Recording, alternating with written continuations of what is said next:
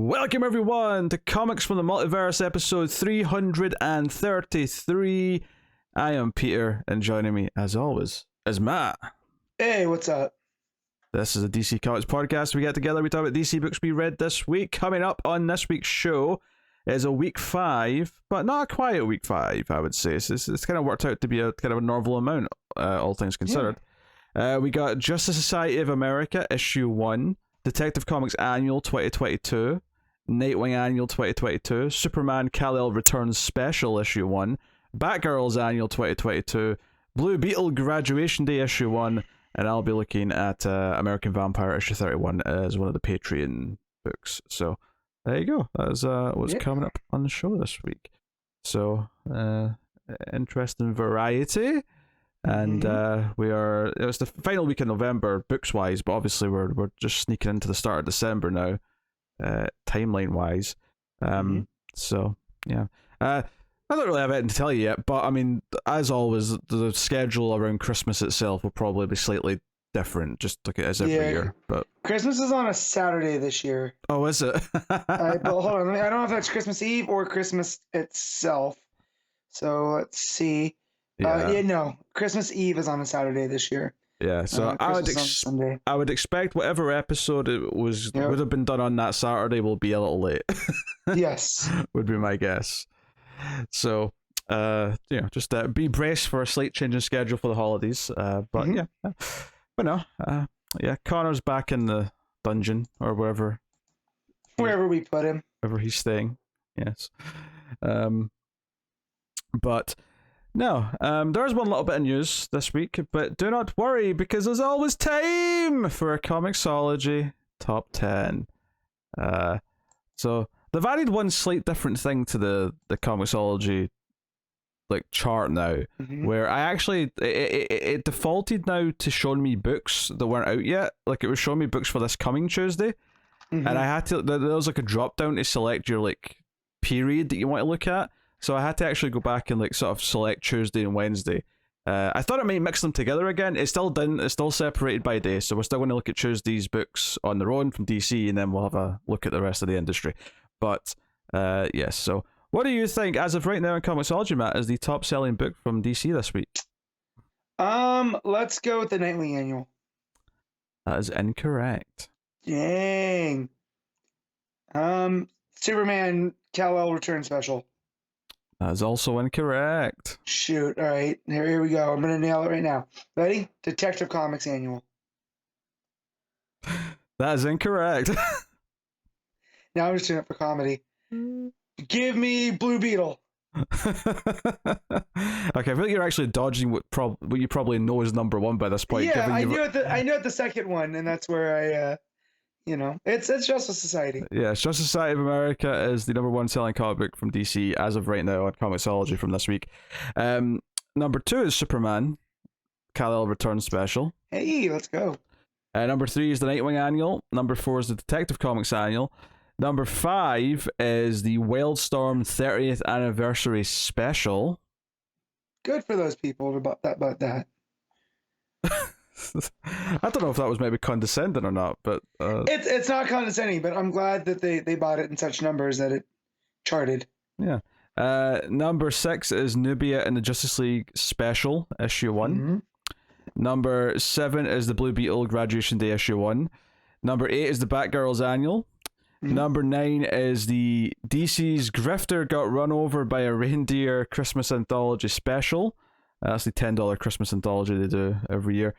And then that's basically it for the new issues. Number 10 is Superman Son of Kal-El volume. Was that 1 or 2? I'd have to check. I think it's 2. That's what came up. Volume 2, yes. Volume 2, the trade. Yeah. So that's just because there's less than 10 single issues this week. Right, right. Well, I hope, yeah. I was just double checking, just in case something sold so poorly that it was under the trades. But no, it's fine. It's fine. That is everything. So,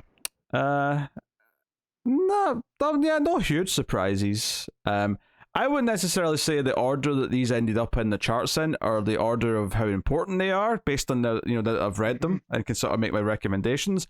But I'm not necessarily surprised that's what sold either. So yeah, for sure. That's DC's top 10. I have no steaming hot takes. All right, let's look at the rest of the industry though. On Wednesday, what do you think the highest selling book in ComiXology is right now? I'm gonna go with Avengers Assemble Alpha #1. So apparently you know Marvel better than you do DC, because that's correct. Yep. I just know that was the big Jason Aaron book that came out. It's starting his end game, if you will, on Avengers. It's all been leading to this.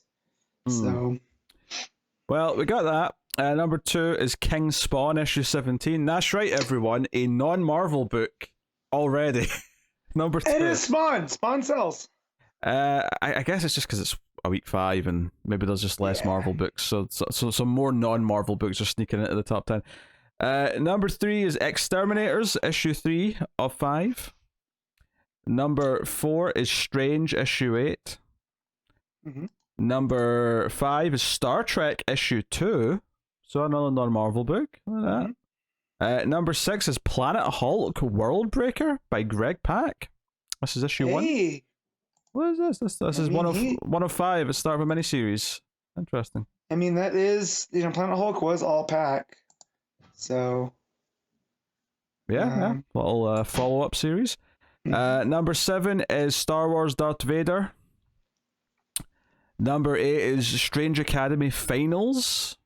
I think it's like a one-shot finale to whatever that has been. Yeah. And then we have Captain America Symbol of Truth issue 7. No idea what that is. Well, it's Falcon Cap, but it looks at the cover. Oh, okay. And then number 10 there it is what the hell is this? Magic Nahiri Nahiri the Lithomancer issue 1. I assume this is a Magic the Gathering comic book. Sure. I think it's not even coming up on League of Comic Geeks. On there, like I'm scrolling a lot. There it is. What's not coming up? That one. I had to scroll a lot on League of Comic Geeks. Oh, sure. To get to that one. I mean, there's always a chance that we may occasionally run into a digital only book on here. Yeah. That's not on League of Comic Geeks, because League of Comic Geeks is only tracking the physical books. But yeah, so. Yeah, weird week 5. Yeah, because there was actually a lot out on the Wednesday. The bit of looks of it. It seems like it was kind of a limited amount even for Marvel. Yeah, so that Planet Hulk book by Pak is 2,000 years in the future. There's a girl with green skin on Planet Hulk on the battle planet, looking for Green Scar. So yeah. Yeah, if I'd read any Planet Hulk or World War Hulk in the past, maybe I'd be tempted, but I haven't. So yeah. I mean, it was Pak is pretty good. I've liked more stuff from Greg Pak than I haven't. So, but my schedule being what it is leaves not a lot of time for stuff that's not DC. So yeah, I've not. I like Greg Pak as a writer too. I just his Marvel stuff's just not something I will say I was able last week to get caught up on some other stuff that's not DC, and I read through all of Do a Powerbomb, which if you're listening to this, I would highly recommend, especially if you like wrestling. It's written from basically a new fan's point of view, by Daniel Warren Johnson, and he does the art as well. Once the tournament kicks off, it gets a lot of fun. So if you have time, I think the trade comes out in March. Because I was going to recommend it to Tim, but Tim's kind of in trade waiter vibes right now, with everything that he has going on. But yeah, if you want to get the single issues and get caught up, it is well worth the time. It's only 7 issues too, so issue 7 should be out in the next couple weeks. Okay. But yeah, it's a lot of fun. It took me to realize one of the teams that our heroes wrestle, their finisher is essentially just Shatter Machine from FTR. Which then led to me being like, I would love to see Daniel Warren Johnson draw this. Did not tag him. It still got its way to him, and he liked it. So here's hoping there's a collab coming, because that's a print I would buy for sure. But yeah, a lot of wrestling tropes being played out for fun. When they get there, our heroes realize that wrestling across the multiverse, it's not always predetermined. So now they have to make adjustments in how they wrestle in order to win this tournament, to bring back a loved one. But yeah, highly recommend. Yeah. Actually, I watched something DC related this week. Funnily enough. You're You making a didn't watch face. Black Adam, did you? No, I did not. Okay. I would have heard if you would have watched Black Adam. No, I think we had theories to watch Black Adam. No, Yeah. I watched Batman and Bill, the documentary from Hulu about the guy, the writer who basically turned it into a crusade to try and make sure Bill Finger got credit for creating Batman. Which, you know, if you pay attention to the credits in the last 5 years, you'll know that he succeeded. Bill Finger is now credited as the co-creator of Batman, which is cool. Nice. But really good documentary though. It kind of there's like a lot to the story of like trying to like achieve this, but there's just like stories about Bill Finger, who he was when he was alive, how like the creation of Batman happened, and just some sad beats about like, you know, just how unappreciated he was, and I don't know. There's a lot of interesting stories, and it got shockingly touching at the end. So I would recommend seeing it. It's been on since 2017. It's been on my to-do list for ages, but I forgot about it. Like I remember it coming up, and it's probably saved on my Hulu. I've forgotten about it. But no, yeah, that's cool. Yeah, you can always tell the comic historians are the ones that are always putting over Bill Finger, because a lot of what he did for the character is stuff that is still stuck through. Because when you look up the original designs for the Bob Kane Batman, it is not what we think. So it's good that he finally gets credit. Yeah. And I didn't realize until it like brought it up in the documentary, but the reason why it's called Batman and Bill is because Bob Kane's autobiography is called Batman and Me. Oh dear. Which has got some interesting snippets in it that they bring up in the documentary for various reasons. Did they discuss the Garian snare beasts at all? No, nothing. No, none. But it was really interesting, and just there was a really sort of sad story to it, because it's like this guy never got credit while he was alive. You know, I won't spoil what it is, but he only ever, while he was alive, got credited for one thing Batman related. I won't say what it was, but it'd probably surprise you to hear what it actually is. But you know, I do think it's a bit of a universal kick in the teeth that the first movie he got a credit on was Batman v Superman, but that's not the point. That's not the point. Yeah. It's not the point. Oh man, Bill Finger died in 1974. He wasn't even that old. Yeah, no, he died. So yeah, relatively early. You know, compared to a lot of those other Golden Age writers and stuff that you know were all the way up to, you know, the 90s and maybe even break it at the 2000s for some of them. So yeah, but yeah, so yes, but also thanks to Bob Kane for creating this podcast, since he'd probably take credit for it, as he seems to take credit for everything. 100%. Bob Kane created podcasting.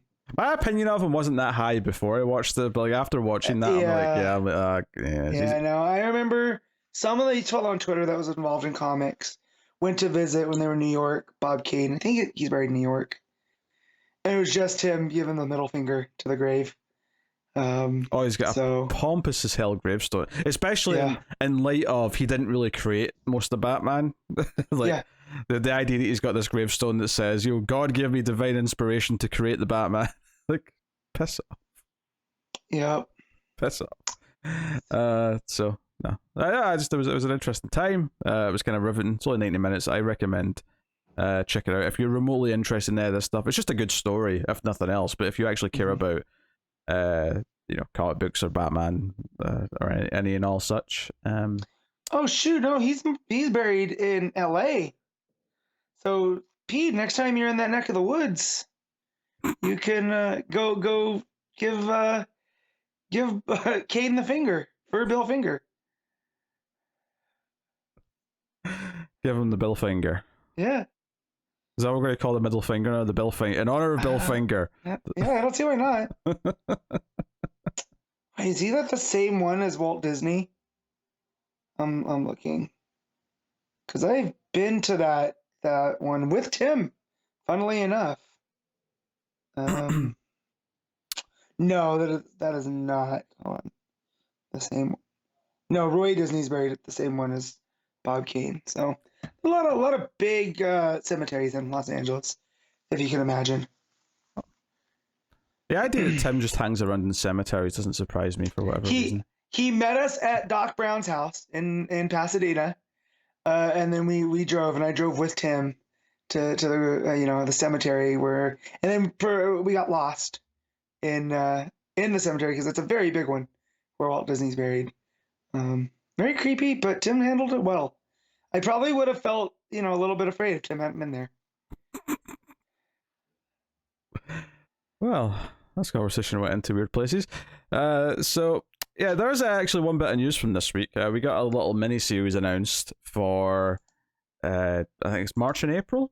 It's kind of a follow up to Lazarus Planet. It is a Wonder Woman and Shazam team up 4-issue bi-weekly series, so it'll take place over 2 months, and it is called Lazarus Planet: Revenge of the Gods, and it'll be written by G. Willow Wilson with art by Cian Tormey, and yeah, I saw a cover to it that looks like it's going to be in like gold foil, and the cover looks really cool without the gold foil. So, and hey, G. Willow Wilson, we enjoyed that short run on Wonder Woman. Oh, we did that, yeah, I did. I liked it, yeah, because there's like a checklist that's popped up for Lazarus Planet, and obviously all those one shots that make up the main thing are January and February. But this little mini series, which is also going to tie in a couple of issues on Wonder Woman. I don't know. I assume that's still the regular creative team on them, but I mean, we'll find out when we get solicits for March, I guess, because for sure we've only had up to February. Yeah, I believe those were the last ones. I think I did January was the last ones I was on. So I think so, yeah. Yeah. So, I mean, we'll see. But yeah, I mean, I wasn't super excited when I just heard, oh, Wonder Woman, Shazam. Yeah, I like those characters, but this was the sort of thing where I saw it and I thought, I bet this is that the ones who did that like Titans and Shazam crossover like a year or two ago. I bet it's that creative team. For some reason, I just get that vibe. It's going to be like Tim Sheridan and those people. Right. And I was like, oh no, G. Willow Wilson. Okay, all right, you've got my attention. Okay. Yeah. What is it? Let's have a look. So cool. But yeah. There's a cover with what's her face? Yara. Oh, was there? Yeah, and Shazam together, yeah. Oh yeah. That looks like it's Kill a March though. It's not a great cover. I'm more just pointing out that there's a different Wonder Woman involved as well. Right. Okay. That's a decent little bit of news. So yeah, nice little piece. Something for the spring. So cool. But yeah, that's all the news. I mean, I'm surprised we even get anything this week, to be honest. Especially since we're gonna. I mean, obviously we're going to get solicits during December for March, but like December, I expect to be quiet just because it's December. It's Christmas time. Everything sort of starts to slow down. It's in all the different news industries, TV news, movie news, it all starts slowing down. I mean, there was a bunch of trailers this week, admittedly. I think one really big trailer. I think it was Brazil Comic Con or something, but there was a reason why there was like 4 big movie trailers in the same day. Matt's obviously talking about Transformers: Rise of the Beasts. You almost got me there, Pete. I didn't even watch that one.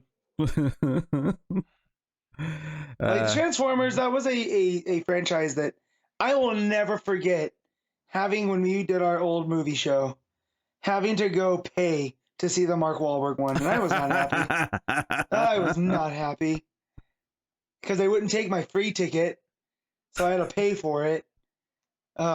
So that said, Bumblebee was pretty good, but this doesn't have the same creative team as Bumblebee, so I'm out. And the last time they teased with Dinobots, right?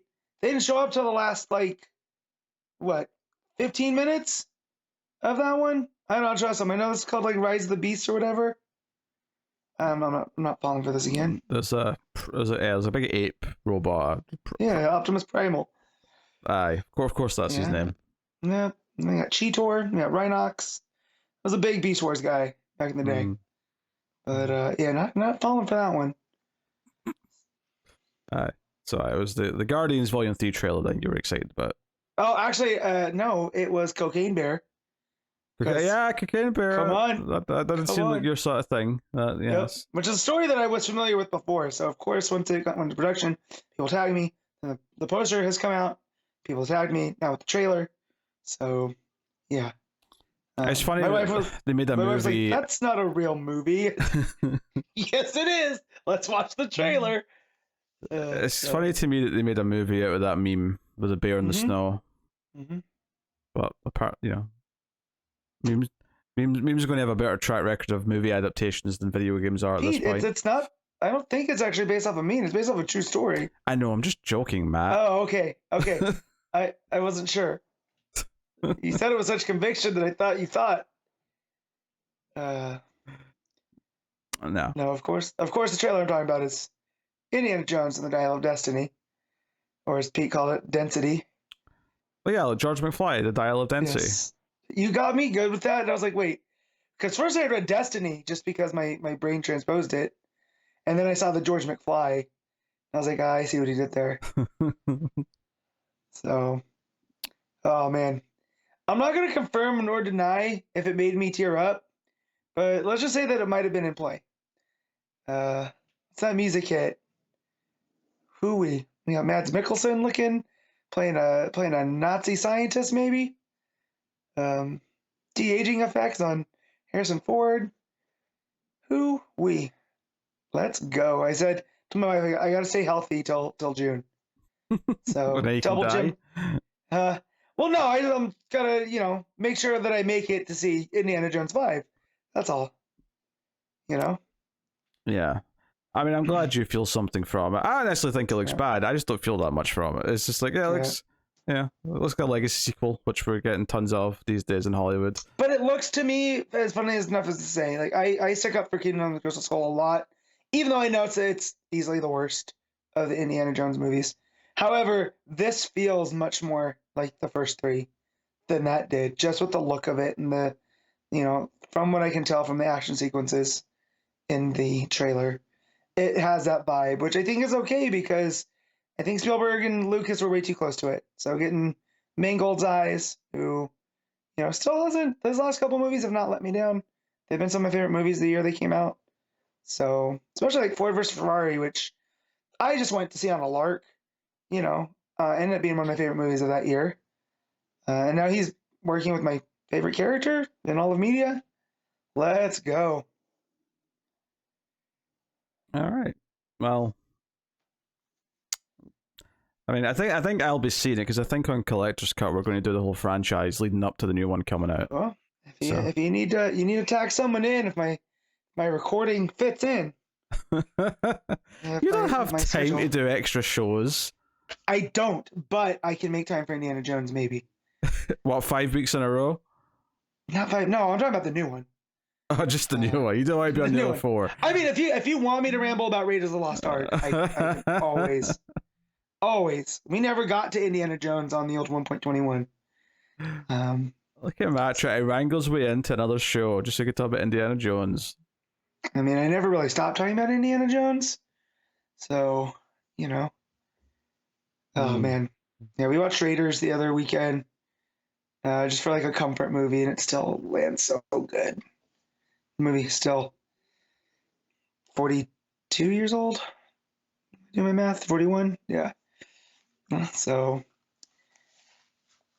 oh, man. Still good. But yeah, comics. Yes, comics, which I suppose we shall talk about now, as is the format of the show. Mm-hmm. Justice Society of America issue 1. Geoff Johns writing with MIkel Janin on the art. So obviously the big new number 1 of this week. They gave us something that's not an annual in a week 5. That's always nice. Yeah. So obviously this is a very much a setup issue. It is very much not the main Earth. It's not Earth 0 or Earth Prime or whatever we're calling it these days. Nope. Very quickly it sets up that this is a world where Batman and Catwoman will get together and have a daughter named Helena Wayne who will become Huntress and hunt down her father's killer at some point in the future. 26 years from now, to be precise, because it tells us. So it sets up that she's working with her own new version of the JSA. And it's a scrub crew. It's an oddball group, to say the least. She's working with Solemn Grundy, the daughter of like the Golden Age Red Lantern. Right. So essentially Jade, but the Red Lantern version. Yeah, Of Jade. Yeah. You got Icicle, 3, I think, right? It's not the original Icicle for sure. Yeah. So we have the Gentleman Ghost, we have the Harley Quinn Son, and we have the Mist. Basically a group of criminals, and then you get Power Girl, and Power Girl is not happy working with all these weirdos. No, and at first I was like, Johns, what are we doing? Like, come on, man, look at the scrub team. And then there's a reason for that later, why it's the scrub team. But I did enjoy how that unfolded, because it's even Power Girl who's like, constantly telling Helena, what are we doing with these guys? Like, they don't deserve to be here. Well, yeah, well, I mean, it just kind of sets them up. But even with this weirdo team, it was kind of still like, okay, Johns is still pulling from like deep DC lore to like sort of like give us this team. I do like that with Grundy. I like seeing Grundy there as like, kind of like this Hulk figure. And there's a line where they talk about, when did you get Grundy? And Helena's like, well, it was Monday. He's always born on a Monday. And so just playing with the whole Solomon Grundy thing. I like that a whole lot. Yeah, Janin's art and the full page spread that reveals that Grundy's working with her, and he holds up the I think it's Falcone, I think they say, but yeah, Falcone's not usually bald, is he? No, it was what I took as someone else that's not Carmine. Maybe it's one of the other Falcones. I suppose it is in the future, so I suppose it should technically be like Carmine's son or something, right? Yeah. Grandson, nephew, whoever. Whatever the lineage is. Yeah. So yeah, they're investigating a murder. There's also a nice page actually where it shows you kind of like all of the, all the Golden Age characters that these characters come from fighting a member of the original GSA. So you get this sort of black and white page of like, Red Lantern fighting Green Lantern, the original Mist, going through a crowd, Fate fighting the original Icicle, so on and so on. So all cool stuff. It's just kind of interesting though when you get to like Citizen or Gentleman Ghost, and it's like, yeah, he was like an enemy of the Hawks, and it's like, okay, it's kind of interesting to hear about arch villains of the Golden Age Hawkman, because I don't know as much about that. Yeah, I mean, did you never read Johns' Hawkman? Because Gentleman Ghost is in it for a little. No, he's Hawkman. No, I've never gotten around to that. Gotcha. Yeah, Gentleman Ghost I think is in the first arc, setting up like. Who's the Western version? I never remember the name, but that's who Gentleman Ghost first came up against in the Hawkman form. So, but yeah, he's just it's a cool visual too, and like Janin's art is drawing these characters that I've never seen him draw is pretty cool. Yeah, there's a nice clean look to Janin's art that I really like, and obviously you've got older Selena sort of not approving of what Helena's up to. But they're investigating a murder, and they go to investigate it, and immediately, because they're like, wait, what actually killed like this person? And so Fate went missing, right? And so didn't Helena have a dream? Yeah. Fate? Yeah, Khalid's the one who's like missing. Yeah. Right. But they're investigating this body, and Power Girl starts getting sick and like kind of just dies, and then you sort of see what kills her, and it's like this manipulation of time where she wasn't just exposed to kryptonite, she was exposed to kryptonite as if she was exposed to it for weeks, but in a matter of like 2 seconds, and then shot with a regular gun, and then all the characters get killed in kind of ways like that, where Icicle's like shattered, the ghost has returned to being a human again, so he can be shot. Shot in the face, yeah. That was brutal. Yeah, and then obviously, as this is happening, like, wait a minute, all these characters are dying. This is why it's like this weird C-list team, because they're all gone in the first issue. So, and Huntress is about to get it too. It's actually there's a great full-page spread of Catwoman like jumping into the skylight to like save the day, and throws at her daughter. I presume something not too dissimilar to one of the Time Masters snow globe things, because that's what it looks like. That's what it seemed like from Flashpoint Beyond. Yeah, and given that Johns was involved in that, that connection's not, I think, outrageous to Right. make. And we know this is going to tie into the Watchmen type stuff too, so it wouldn't surprise me if that has some like of the Doc Manhattan energy, right? So, and that's what, you know, because this feels very metaverse adjacent at this point, because we don't know what exactly Earth this is, but it's also playing off the idea that there is an Earth 2, if you will, where Helena Wayne becomes Huntress, versus the, you know, Bertinelli, you know, one that we always get. Yeah, but it is worth mentioning here, we don't know if this is Earth 2. Like, no, that's what I mean. That's why I said Earth 2 kind of vibe, because that's what they designated the Justice Society when they first crossed over in the Flash of Two Worlds, or Flash of Two Earths. You know, was the JSA Earth was designated as Earth 2. Yeah. But that's why there's these vibes, because these are legacy characters to, most of them are characters that we don't have familiarity with, really, right? Like Red Lantern and Mist. Whoever Mist is, although the Mist has the last name of Knight, which makes me wonder if they're related to Ted and Jack Knight, the Starmen, of that era. And like Jack Knight, we haven't done anything with Jack Knight since the Robinson arc series. So, you know, this might be a new Knight. So having all of these legacy characters, again, it feels very Justice Society, but we see why.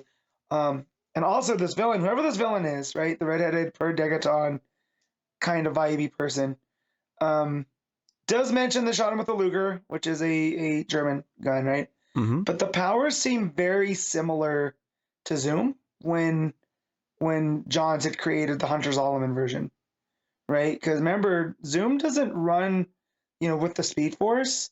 He's stuck in this weird time loop, and he moves time forward around him, and that he has the appearance that he's moving fast. And that's almost kind of what this power is like, except he has full control either direction. Very, very interesting coming from Johns there. Yeah, so the Snuggle gets thrown to Huntress, and Huntress is shot back through time, and we see her going back, you know, past, like, you know, Jay Garrick, past, you know, other events in DC history, and then ultimately landing in 1940 next to Johnny Thunder. And clearly this is where the story is going to pick up, and this is why we're going to have more normal, like, traditional Golden Age JSA characters. I mean, I didn't really necessarily get an implication here, because Catwoman says you have to save the Justice Society, not this one, before the others, right? And it sounds like she's just sending her back in time to save the GSA, which is fine.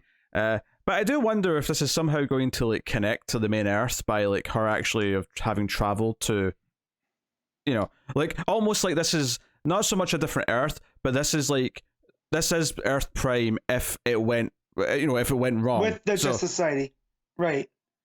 No. If it went wrong, Matt. So she's saying you're talking about Huntress's, not where she ends up at. You're confusing this. So Catwoman's sending her back to fix things. So I'm suggesting that this future we see in this first issue is the wrong timeline. It's where things went bad. So that by fixing the JSA and saving them, it will actually be just the regular Earth once it's saved, if that makes sense. Days of Future Past rules. Yeah. Think of this issue as the alternate 1985 and Back to the Future Part 2. Right. Like, that's what I'm trying to say. But it also gets confusing, though, because we still don't really have an answer of where the JSA have been throughout time, which I'm sure we're going to answer and whatnot. But that's the Justice Society just showing up in Dark Crisis, you know, it just seems like they haven't always been there. Well, it wasn't Dark Crisis. It was before that. Was it? Was it in the... They were in Infinite Frontier and all that stuff. Like, they were popping up already before that. Right, so I'm conflating it with the big page spread when they show up in, like, what was that, issue 2 of Dark Crisis? Yeah, it was before that. They've been back for like a year before that, at least. Yeah. But I'm just saying, like, we still don't have concrete answers of how the timeline works, and maybe this is what gets us there, you know, and we get, you know, a time-displaced Huntress. Very possible, yeah. It's... Like, certainly it's going to be delving into maybe some stuff that will make it feel relevant to the main continuity by its end. But, I mean, I think this first issue was a very easy read. It was very, like, the voice for Huntress and her narration was very smooth. She had this kind of angst to her, but not in an annoying Jason Todd kind of way. It was, closer to Damien, if you will, like sure. mature. Well, it's Damien. Batman's kid, so I mean, there's some logic to that approach. Also, I like that there's a lot of bitterness from her about who killed her dad, and it's never really said. It was just like some guy who went and got more power. Well, to put the comparison in here, if it's just some guy, and maybe if it turns out to be this guy that's killed in the GSA or something, but at least right now, there's kind of some poetry to Batman being killed by a random thug that's not that important, because it's kind of like Joe Chill killing his parents. It's not someone important. It's not someone... and that's what I was going to say, is that it's almost like she couldn't escape the fates, right? That her being the next Wayne, means that it's going to repeat in some way. And she's very bitter about that, because, Batman did all of this other stuff, but it's some random dude trying to make a name for himself who went and got souped up and took out Batman. I will say this, though. If I'm right that this is like just the bad timeline, and that if she saves the GSA, it'll fix the timeline, that would actually lead to her not existing. So maybe I'm wrong, because then how do you deal with her? Is she like this weird, like, anomaly? Yeah. Well, it's like Flashpoint, right? Yeah. The whole Flashpoint shouldn't exist either, and maybe that's what this her grabbing onto that snow globe does, this weird pocket thing with hypertime. So she'll be able to stick around this Earth or wherever. Because again, I feel like this is getting to metaverse type stuff by the end here, because we're talking about characters that never existed, yet Johns is writing about them like they're lost Golden Age characters. Because I also caught up on the Stargirl book, and that's the other half of this Johns equation with the missing sidekicks, which are very similar, lost in time, kind of like Helena Wayne. So, well, I don't know if they're lost in time, but they are lost and forgotten. So, but yeah, I'm sure they'll encroach on each other. I'm sure if you're reading both of them, you'll get more out of it than reading one than the other. But maybe a little. I don't see them connecting too much, though. They seem they're telling fairly separate stories. Like, they'll have some overlapping things where you can still read them individually, but you don't need them. But if you're reading both of them, I'm sure you'll have a better understanding of all of this as we come out. Yeah. I like this first issue a lot. I think it set up an interesting story. I mean, it really... this issue did two things. It set up this villain who is clearly a big deal and takes out this entire team, and it sets up her main character of Huntress, of Helena Wayne. And then obviously by the end sets up that she's going back in time. Obviously next issue, we'll actually get to see her interact with, Jay Garrick, Alan Scott, Hawkman, Wildcat, whoever. So, but no. Yeah. There's also, wasn't there they talk about something happens with the time to where Ted's claws or something had impacted. One of the former villains talks about that. And I thought that was a cool touch too. Because it does show that these characters had existed in a way that we remember, but something had changed. I thought it was a fun little story touch. Yeah. So no, and the book looks great. MIkel Janin's art, but by and large, is very clean, and it gives it. And I think it's going to shine even more once we get to what's supposed to feel like this golden age era. Yeah. But even so far, like, I think his art suits costumes, like superhero costumes, a lot. And I think it'll really lend itself to the golden age outfits. Quite a bit. I think you get these nice flat colors that he tends to have in his art. There's two characters I really want to see in his art style, and one is Jay Garrick, right? I want to see how he does the helmet and that stuff. And the other is the Hawks, because I want to see the clean styles, because they are very pulpy looking. I mean, especially when Hawkman doesn't wear, he just wears the X vest with nothing underneath it. It's very barbarian pulp comic vibe, and I think Janin will kill that. So I'm definitely excited to see where the art goes. But yeah, the art in this issue was especially nice. It's been a while since we've had Janin on a full issue, right? He was doing pieces. Yeah, he was doing parts of like event books or whatever. There's a great page early on, actually. It's after the first scene with the Huntress interrogating the Falcone, where it's like a sort of reverse silhouette where her and Grundy are like jumping through the city, and then the bottom of that page is this shot looking down on Huntress as she's standing on top of like the tower of like a radio station. You know, it's got the red, you know, light up letters on this like radio tower, and she's like standing at the top, and she's all doused in the red. There's some really cool atmospheric stuff. There's a lot of there's a good vibe coming off the book, I would say. Yeah. And I'm into it. So Sure. I was expecting to like it, and I think I do appreciate that this feels like a very specific, focused story that doesn't feel like, you know, I think when you generally say for a long time, oh, you want a GSA book, and there's so many things that your mind maybe jumps to what it could be. I think I like that this isn't just doing that. It's kind of got its own, very much its own contained story that it's just focusing on Helena as the main character, and the GSA is going to be there. They're going to be a big part of the story, and they're the focus of it. But it's not just doing, oh, the GSA are together, there's a threat, they're going to have to like figure out a way to fight it. No, it's different than that. Yeah, no, and it definitely is playing on the idea of the GSA and legacy, right? Because this shoddy group that's put together, they even mentioned, someone mentions that, Elena, this is not a justice society that is, you know, we're proud of. You know, it's come a long way from what it used to be. So just the idea that she's going to get to go back with the originals, and she is a legacy in and of herself. And that's why her you know, throwing Power Girl in there, yeah, that's another, because her entire continuity and story is all over the damn place, you know. So, but to fit with that legacy too, I think there's a lot going on here in just one issue. Yeah. All right. What are you giving Just Sight of America issue 1? I'm gonna give this a straight 8. Yeah. I think the art's enough for me to go to 8.5. I think on this. So there you go. I think I'll go with that. All right. Next up, we have Detective Comics Annual 2022, Ram V writing, Rafael Albuquerque, Christopher Mitten, and Hayden Sherman on the art. So this is just one big story, because they're not all one big story, the annuals, but this one is. And this has a little bit of a bookend set up in the present day with Gale and the lady with the irises. What's her name? Shavod. Shavod, there we go. Yeah. Kept wanting to say Shavana. I'm like, it's not Shavana. It's Shavod. But they're looking into this old church that's underneath Arkham, because they've destroyed Arkham, right? They're tearing that down. They're going to rebuild it in whatever form. And they're looking for this, well, I'll just say a MacGuffin.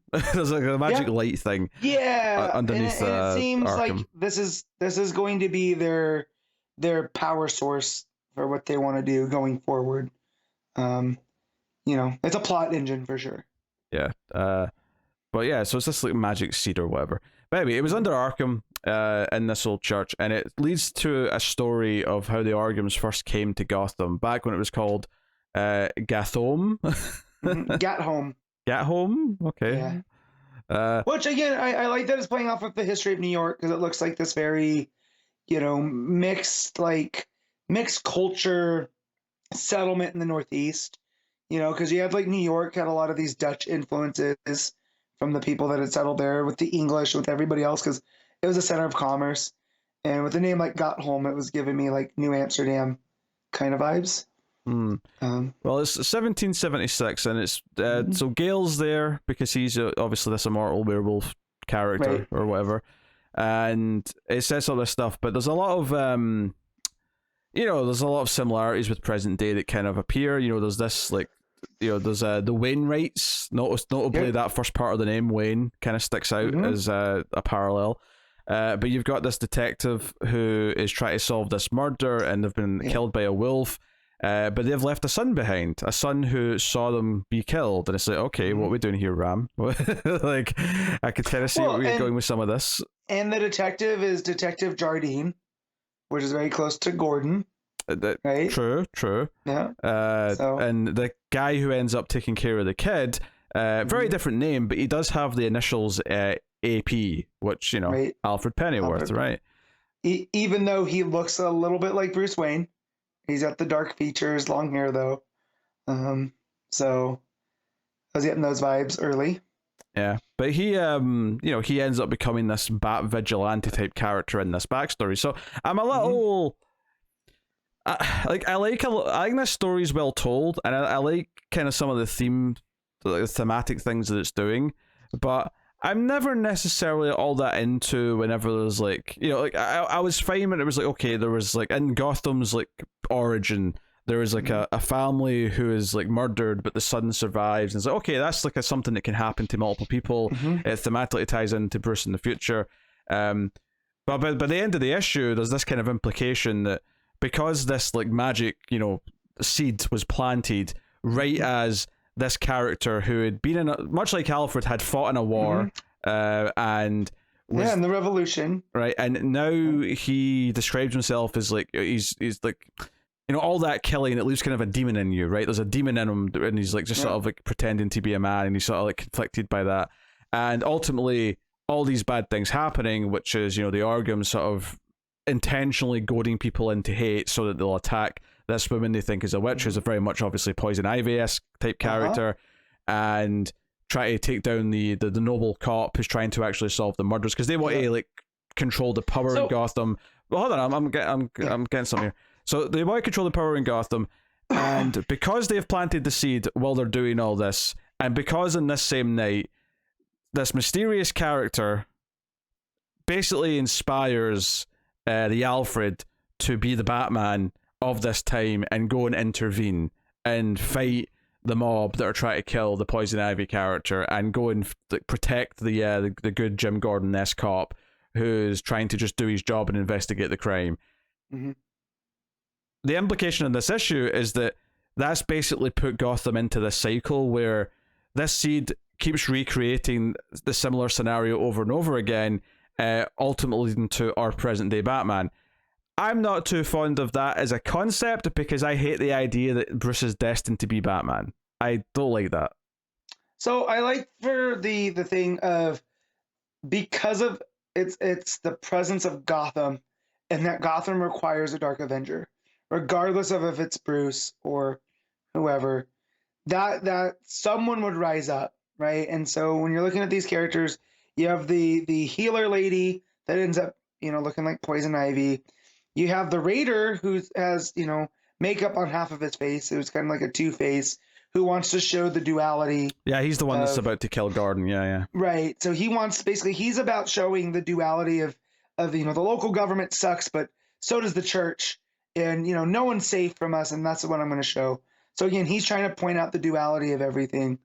And then you have Gordon, and so it's these elements that are always at play in Gotham.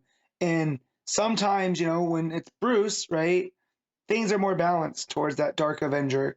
But other times, when let's say Bruce isn't there, who's to say what has happened before that has led to Bruce, that Dark Avenger almost gaining prevalence with this thing. I like it. It reminded me of the stuff that I liked in the Grant Morrison Return of Bruce Wayne, without feeling hokey. And, because to me, it doesn't feel like Bruce is destined. It's just these are the scenarios that play out in Gotham because of what the Organs have done, because they got interrupted. I like the idea that they have this influence that keeps repeating. But I don't like this idea, because it does feel like someone's fated to be a Batman. Because let's make no mistake, it's not like this Dark Avenger in this time period isn't a Batman. He has a cowl. There's a bat symbol iconography after he does starts doing his thing. There is a character who kind of, there's an implication that he's from the future, and he's kind of inspiring this, which maybe you could sort of say is kind of your get out here, where someone who knows about Batman from the future is kind of intentionally using this. Or maybe it's the Green speaking through the healer lady, right? Because we know that the Green doesn't really subscribe to space time as we do. So, which character are you talking about that might be from the future? The carriage driver, the one who gives him the cloak and the cowl. Man, I read this early in the week, so I don't remember that part, but I'll have to revisit it. Let me get to it then. Sort of explain this in a bit more detail, because so he's fleeing with the boy because the town's going to shit. He realizes it's getting dangerous, and maybe the boy shouldn't be around the town where he watched his parents get murdered. And this mysterious carriage driver is saying, okay, so we're getting further away from Gotham, but you're still mired in everything that happened there. It's still on your mind. You're still kind of obsessed by it. And he's trying to get the kid away from violence. And he talks about, again, there's nothing left in him but a demon in human skin. And the carriage driver's like, yeah, but that's true of the kid now too. Like, you're never going to like make him forget what he's witnessed, and he's always going to be in there. So he basically, this carriage driver is drawn very mysteriously. He's always in shadow. The hat's over his head, and eventually, when he's saying, "Oh, you have to, like, use this demon. You have to do something with it." The Alfred-esque character, the Alfred Warrior, because he's a very butch guy. He says, "Who are you? You know my name, blah blah." And he says, "I've got many names, but Mordecai's the one I take." And then blah blah blah blah blah. What's the next part? I remember that part now. Yeah. With the Mordecai. And he says, you have to intervene, and he hands him a kill. I'm looking for the line that made me think Well, there was a very specific line that made me think there was some future knowledge coming from him. But I can't quite find it, annoyingly. Oh, here we go. I am part of this scar, a phantom pain come from the future to remember the past. Gotcha. That's one of the things he says to him. So, yeah.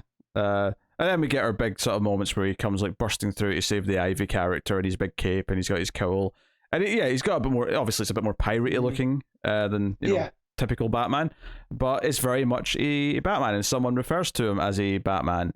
And when we come back to the present day stuff at the end, you've got Gale and that saying, yeah, like this was the mistake. This infected our seed, or whatever you want to call it. Yeah. And there's always this dark vigilante, so we have to fix this mistake. So again, it's this the idea that they're going to try and like take Batman out the game, out the equation, which it's fine. Like, I appreciate kind of the idea of going back and doing like the very like the settlement of Gotham at the dawn of the country and all that stuff, and I appreciate thematically what this is doing. I just don't necessarily like the two key elements that I brought up, which is the idea that this makes it feel like Bruce becoming Batman is not a random chance in one person's determination. It's playing into like the tapestry of fate.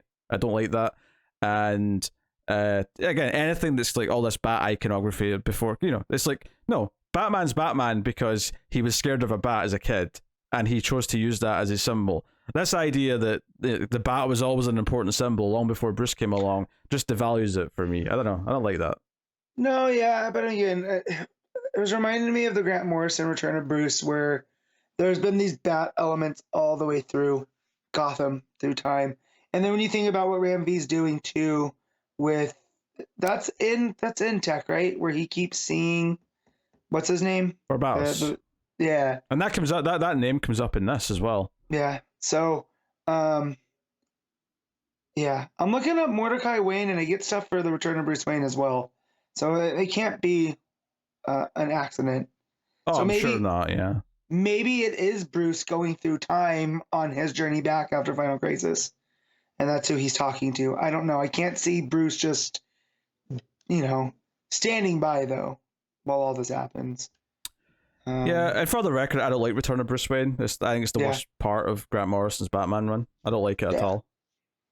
I like the timey-wimey of it all, but it did not handle things very well. The first couple issues I really, really enjoy, and then as it gets closer to him coming back, it really loses me. So, but yeah, I'm trying to find... If Mordecai was supposed to be Bruce, I can't find anything. But anyways, I like this issue a lot for a lot of that stuff where it was playing with some symbology of Gotham City, right? When you have the Raiders and you have the church, who's at that time in 1776, this almost corrupt. It's kind of like the corrupt police force at play. So then you have Two-Face, who's not Two-Face, but the Raider guy, who's trying to, show everybody the duality and why that's harming. So he's going to go and attack. And that's what the Orgums use, as a wedge to drive these people, right? Is that the healing lady is also healing one of the Raiders because she's just trying to do what's right regardless. And that's what she's in the church group led by the pastor, whoever it is. you know, is going to attack at the same time as the Raiders are, and it's this confluence of events that, if not for the new Bat character, you know, the Orgums would have succeeded all those years ago in 1776. So I like the continuity of this Dark Avenger in Gotham, regardless.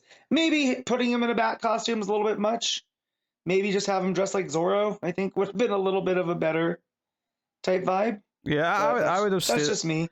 I would have stayed away from any sort of bat-looking imagery. I think having the ears that look bat-esque, and then having like the bat symbol in the sky as he's like coming over, the town as it's burning. Like I don't know. I actively just immediately kind of lose interest, because to me it cheapens the core idea of Batman to like be like. Say it's the same with the other characters, for the record, as well. Like I don't want it like Clark to be destined to be Superman. Like he's Superman because of these events that lead to it, right? Like and so on and so on. This idea that someone's always going to become this, it was always predestined, is just one of the least interesting things you could do to any story, to me, unless it was always part of the story to begin with, is that it was like a destiny thing in the first place. Right. Well, let's see how it plays out. Usually MB has a way about things. I mean, I've been enjoying the run, and I'm sure I'm going to enjoy all the things that actually like take place in the story. All the fight between Batman and the Orgums, I'm sure I'm going to be into most of it, because it's been pretty great throughout so far, and the way it's building to it and teasing like this conflict has been exceptional. And I still think this does build the conflict, which is nice. I fundamentally just don't like doing this with the character of Batman. I don't necessarily have the same problem, so yeah, but it was still I liked what I read for the most part. So well, it wasn't poorly written by any means. Yeah, it's just some key choices that I just don't like. Yeah, I'm waiting to see what the payoff is with Barbados, to see if that's also one of the things that plays in with the Orgums.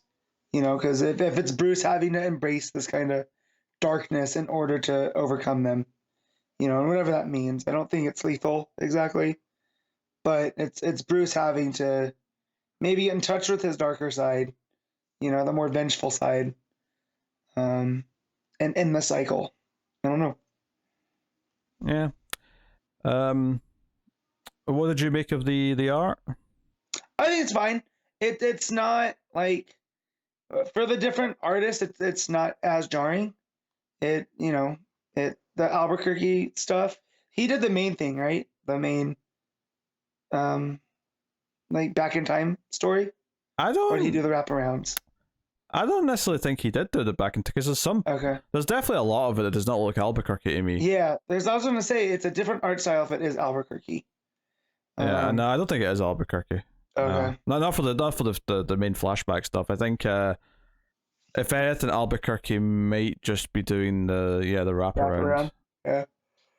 So yeah, it's fine. It's not amazing. It's not terrible. It's there. It's feasible. Yeah, the color palette's pretty decent, and fits the time period and makes it feel like an old-timey story. But the line work, I do think, is a little on the squiggly. It's a little on the sketchy side at times. It's kind of sketchy and flat at the same time, which I don't necessarily think looks amazing. It's just simple things of like, it'll sometimes faces just look really flat and like stretched out, like sort of horizontally in a way, just to try, and there'll be details drawn on it, but they won't be drawn on in a way that feels like it's adding depth. It just feels like it's adding extra bits to it. I don't know if that makes any sense, but no, like I said, they're a little bit squiggly. Like the art, they're not as clean lines, but they're not exactly sketchy either. So it's definitely a choice. Yeah. So no, I actually really like how it's told, which is a shame, because I think the writing's solid. It's just I just don't kind of like what it does with this inserting Batman myth into like pre-Batman days. I'm never that fond of it. Same with I'm really enjoying Tom King's Gotham Year One, but the one thing I don't like about that is the whole Batman thing. So yeah, so looking fine. Mordecai was Bruce, and as he was going through time. Okay. So, yeah. Well, that's a little better, at least, that it comes from Bruce himself. Mm-hmm. Like, I'll give it that. But again, Mordecai, we're talking about different time periods, because when he shows up, it's Pilgrim days, right? He's back in the 1600s, not the 17. So hopefully we get some clarification through this. And we know with the stuff with the organs, it is kind of, there's some magic-y stuff involved. I mean, Bruce is gonna fight a werewolf at one point. So yeah, I don't know if we will get clarification. I don't necessarily think it'll come back to any of this, really. No. Well, it's an annual. I think it's here for flavor, and it's here to like add a bit to the backstory. But I don't think it's necessarily going to be like super important outside of just the tease of things to come. Yeah. Yeah. The idea that Bruce is the one that hands him something that looks like a bat outfit. And maybe if I just read Return of Bruce Wayne recently, I might have like caught this. But to be fair, at least I caught that it was someone from the future, because I got that vibe. True. But I've not read Return of Bruce Wayne since like 2009 or whatever, and I didn't like it very much, and I've not really wanted to return to it. Clearly, Ram V probably likes it. That's why he's done this. He's tied into it because he does like that story. True.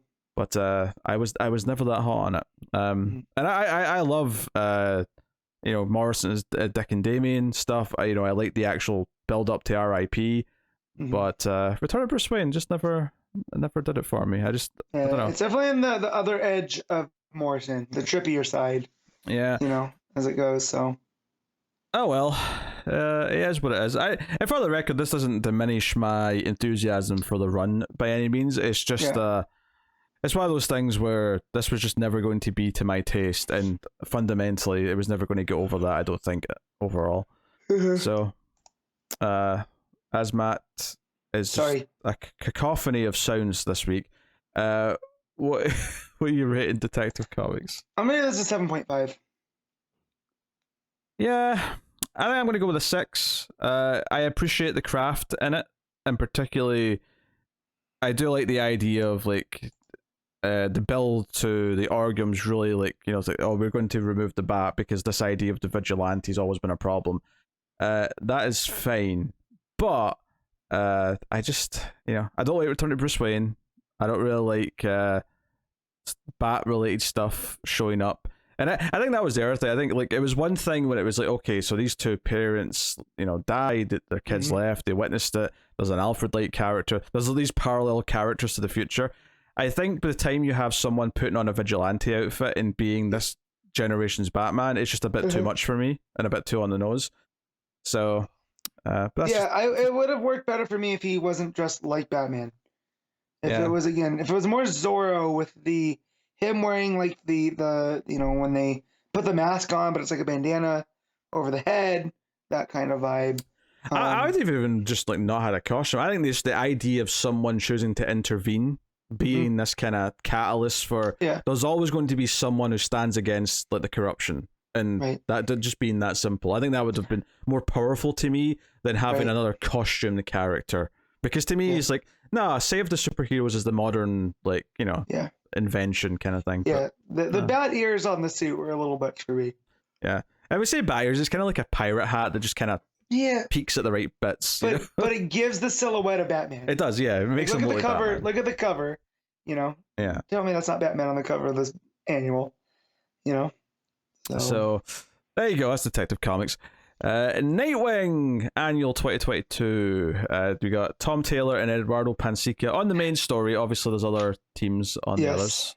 But we'll get into the Nightwing Annual here. This main story for the origin of Heartless, which I had seen Tom Taylor talk about writing the last issue of Nightwing with Nightmite, and this back to back almost gave him whiplash because the tones. I was not ready for this origin of Heartless to be what it was, and I kind of love it for that. It's this dark story of so we're basically getting this narration from a butler, and first, maybe a split second, you're like, wait, is this like flashing back to when Alfred first met the Waynes or something? And it's not that at all. So this butler comes to this house of this family, Chamberlain, and we find out just a couple pages in, after we see their kid trying to kill his cat, which by the way, F you, kid, like, you're instantly on my shit list. But we get this quick flashback that shows us that no, the real guy who was supposed to be the butler was killed by this imposter on the boat on the way here, because this guy was fleeing London. Had this been set, another 50, 60 years prior, or maybe more than that, I'd have been like, is this guy Jack the Ripper? Is that what they're getting at? Because he says, oh, people are looking for me in London. But he specifically says London, though, and I was like, you know what? That's Jack the Ripper vibes. It's the wrong time period, so it's definitely not. But it tickled my brain. But anyway, so it's like, okay, so this serial killer is impersonating this butler, and his plan was to get himself in the will of this family and then kill them all. That was what he was going to do. But he finds this kid who's a serial killer in the making. This kid, is kind of like a young Dexter who is fascinated by death and butchering animals and he feels a kinship with this kid. This is so creepy. Creepy. This is like Jack the Ripper like running into a 10-year-old Michael Myers and being like, bro, I was just gonna say Michael Myers. I could train you. Because that's what the kid is, because this butler character is constantly saying how the kid doesn't really it acts like no one's there, right?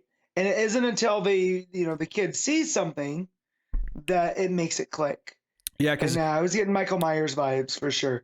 Yeah, behind the parents' back, he's taking the kid to like a butcher shop to see a pig be gutted. He takes him to a zoo to see feeding time. But it's not until they happen to go to the circus and young Heartless, this kid, who obviously the kid's Heartless, right? If that wasn't obvious. The kid witnesses the death of the Graysons, because this is one of the things I was a little worried, because the first page, it's this like the big page of the Graysons falling off the wire, and I was thinking, oh god, like, Taylor, don't you try and retcon like Heartless into the backstory to Zuko or whatever. Yeah, like I really didn't want that. But the idea that he was just like in the audience and just saw it, and that was like a big deal for him, because he like this was the first time he saw like a human die, and then he craves death. Well, it's not even just that; it's the pain on Dick's like face. It's like seeing this kid distraught because he's just lost his parents. Like the panel I'm looking at right now, where his eyes are like white, he's smiling and his eyes are lighting up. Like it's like, oh, and then he talks for the first time, and he talks about how great it was seeing someone be in pain, that they just lost their parents in front of them. The line too is like, did you see them hit the ground? And you're like, geez, kid, like, hooey. And he's so proud. Like the butler's like, yeah, like sociopath. Don't tell your parents about this. It actually ties into a flashback from an earlier issue. Yeah. So you find out that this kid's dad works for or owns an insurance company.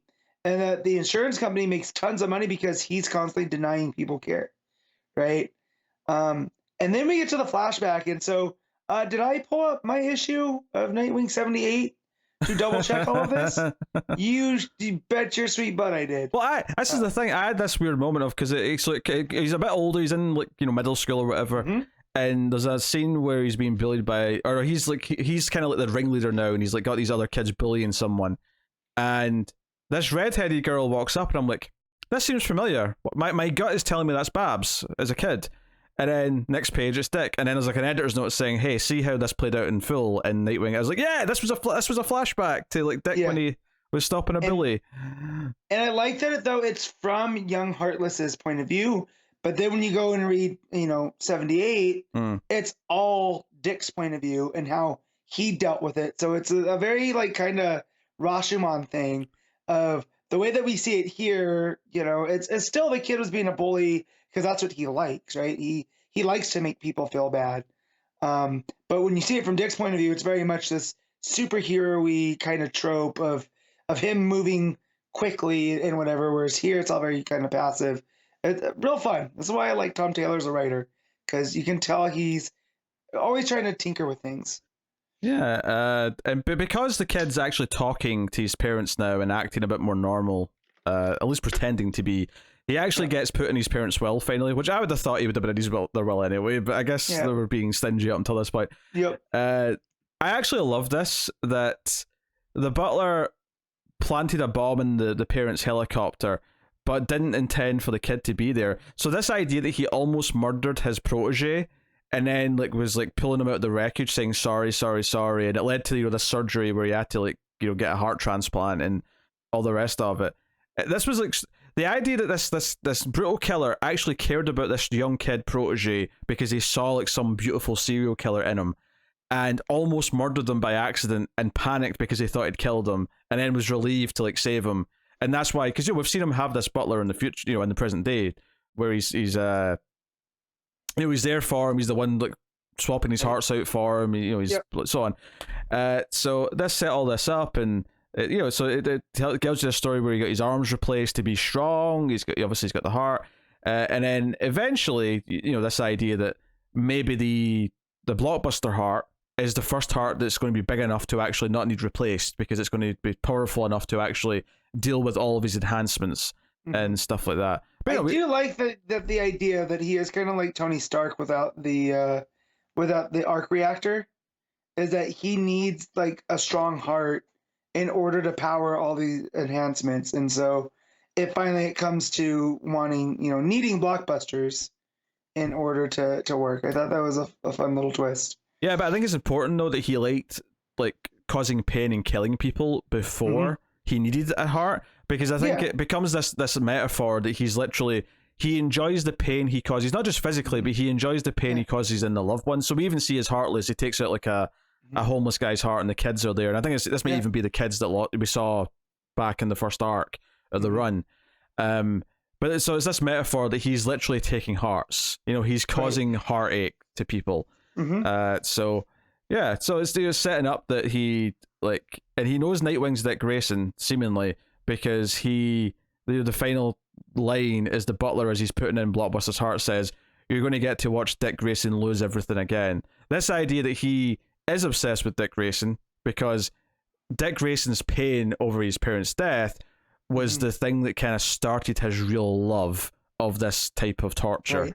Right. Which even if he doesn't know that Dick's Nightwing, Dick is still a public figure that's trying to change Bloodhaven for the better. And so that's the ultimate thing. If he can take away him making Bloodhaven for the better, that's his ultimate win. And so I like that it works on different levels too. It's we always say that Dick's the heart of the DCU, right? And so what happens when Heartless tries to break him? And there's also a nice little touch here as well of Batman's always been obsessed with his parents' death. I love the idea that Dick's new arch nemesis is the one obsessed with Dick's parents' death, not Dick himself. Right. It means, well, not that obviously it still means something to Dick, but it almost means more to Heartless. Yeah, it does, because it's Heartless's inciting incident, right? It's in the same way that Bruce's parents dying is his inciting incident that started him on that thing. Same for Heartless. Yeah, it's just like if you're a foot fetish, that first time you saw someone's feet and you went, "Oh, this has awoken something in me." God, Pete. I understand why you went there, but you didn't have to. Hey, I just picked a common one, all right? Like Tarantino, the first time he saw a woman's feet, I was going to bring that up. I just went, "Oh." It's the one thing I remember the most from Once Upon a Time in Hollywood are all the dirty feet, and going Tarantino, we get it, bud. You didn't have to go that hard, all right? Hey, don't kink shame. He's allowed to like feet. I'm not, but watching dirty feet on the big screen is not a good time for me.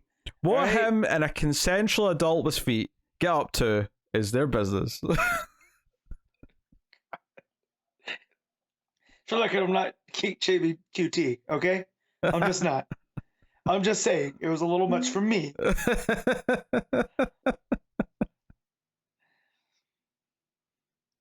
That's all. Oh dear. So yes. No, the main story here, this origin of Heartless was great. It was essential to the run, so I would say this annual is actually really important for the run. Well, and just the way that this is, one story in the other, and then there's two more. This tells me this almost could have been issue whatever is next, and we just would have stopped what we were doing and gotten the origin of Heartless, and it would have fit in. Yeah, no, I mean this could have just been a regular issue, and perhaps it was just like, okay, they want an annual, I'll just put this fairly standalone story into the annual, and then there can be some backups. This story is definitely getting included in the trade whenever it comes out, and probably in order on top of it. So yeah, I imagine so. Yeah, but no, it's really, really good. It is a perfect, like, I don't want to say like, because to me Bruce really doesn't have that perfect villain, because all the villains are kind of aspects of Gotham. But here with Heartless and Dick, it really is the yin to his yang, and I really love that. I really love that Taylor has worked with this, and that it's a rich kid that felt entitled to things, whereas Dick is this kid that came onto, wealth, and is just trying to do right by Bloodhaven and Gotham and the world and of itself. I think the majority of the world would disagree with you that Batman doesn't have like a main arch nemesis. But I'm not gonna say that. I'm talking about one that is so like his opposite, right? Like, I don't feel like Joker is Batman's complete opposite. He absolutely is. What are you talking about? Order versus chaos, light versus dark, dour and moody versus happy, and I don't know. I take that as a compliment for Batman, is that he has such a rich rogues gallery that there's multiple. Yeah, he absolutely does. Yeah, but so there's not just the one that comes to mind, because to me his opposite is Talia al Ghul. So in the way that it's Heartless and Dick in that way. So which I felt like Dick really didn't have that. Like, Blockbuster was like one of his main villains for a while, but it never felt like there was this emotional tie to it. So to see this stuff with Heartless, I definitely feel like Dick has a good addition to his rogues gallery here. Yeah. It's nice, between, obviously we had Raptor from Rebirth, then we got Heartless, obviously Blockbuster's always been a recurring villain. It's nice that there is a bit of a gallery forming for Dick in some way. But yeah, I mean, it remains to be seen if he sort of stands the test of actually feeling like the true nemesis, because I do think Joker is Batman's like big true nemesis, in the same way that Lex, no matter how many Zods and Metallos you throw at Superman, Lex is always going to be the main arch nemesis of Superman. The Rogues are obviously great in the Flash, but I think Reverse Flash is always going to be seen as the, Sinestro's always going to be the Green Lantern one, even though he's kind of more of an anti-hero now, but whatever. Right. And not every character has that. I think I've always struggled with Spider-Man, for example, to say who's the arch. I mean, I guess the go-to is Green Goblin, but I don't know if he feels like he's... Yeah, but sometimes it also feels like it's Venom, right? Yeah. Like, when the symbiote's, doing evil things, not being an anti-hero. Do you know what that kind of feels like to me? It feels like with Spider-Man, Venom's got the popularity that Joker has, but he's not really the arch nemesis. It was kind of Green Goblin.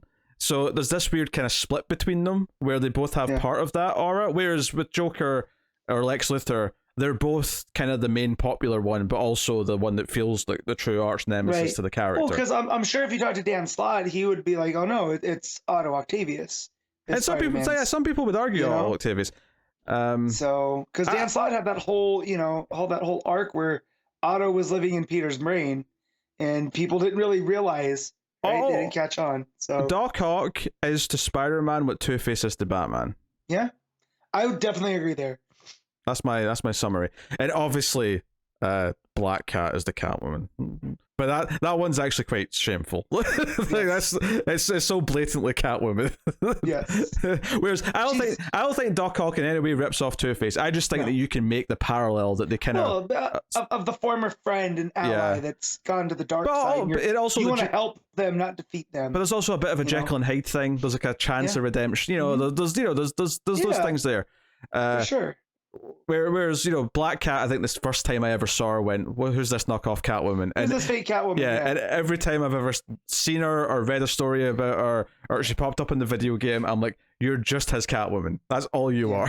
Except she's even more so, because I buy the Selina and Bruce antagonism because, they're both, it's the whole rooftop story that King did, right? Like, she runs because he chases her and whatever. I feel like with Catwoman, with Black Cat, it's just, she is constantly just she's all horned up trying to get to Spider-Man, and Spider-Man's always like, all right, lady, Like even those missions in the game that always involve like pictures and stuff. Yeah, I'm not sure there's like you can sort of compare all the rogues gallery to Batman's and sort of say who's who. I think some of them would be quite tough to sort of like, because Venom, like as much as I'm saying he's got the popularity of Joker, he's, I don't know, he's more like,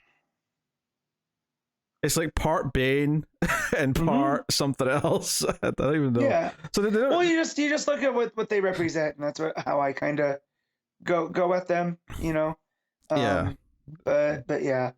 But no, Spider-Man, you know, we could have done this with Flash as well. You know, it's easy to do it with Spider-Man because it's Marvel, it's a different company. But, you know, Flash has some very similar type of vibes that you could say, oh, well, this one is, or this is what this one represents, or whatever. So it's you know, it shows how good these villains are for the heroes, that we can have a long discussion. Well, the good ones anyway. Yeah. Yeah. So, and it feels nice that Dick's finally growing that, because for the longest time it almost felt like Batman's shadow was his greatest nemesis, and now I feel like we're finally out of that, and Dick's being able to stand on his own, and you know, have people like Heartless and even Blockbuster, and I'm trying to think of some of the other ones that have popped up, but I'm drawing a blank. I mean I would argue Rick Grayson is probably his biggest threat, but that's me. So Dan Didio. No, Dan Didio is his arch nemesis in the way that Barbados is. I mean, we've made that joke many times before. Yes. Let's not pretend. Yeah, it's fun. He doesn't have a job anymore, so it doesn't matter. So the second story is called Night Out. It is J. Christoph writing with Eduardo Pansica again on the art, bizarrely. So this is. I was wondering what the hell was going on in this, because it's, you know, so Babs like surprises Dick with like, let's go out for a date kind of thing. He gets dressed, and Haley the dog is upset that Dick's leaving, and well, Babs and Dick are out.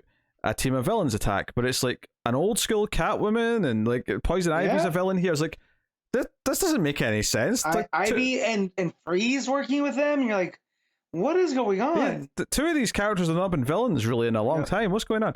But it turns out this is all just a dream, or this is like all the fantasy that that Haley's having, where Haley shows up to see. You think it's Batman from the skylight, but it's actually Haley in a different Nightwing outfit that she had in the last, you know, the Nightmate story.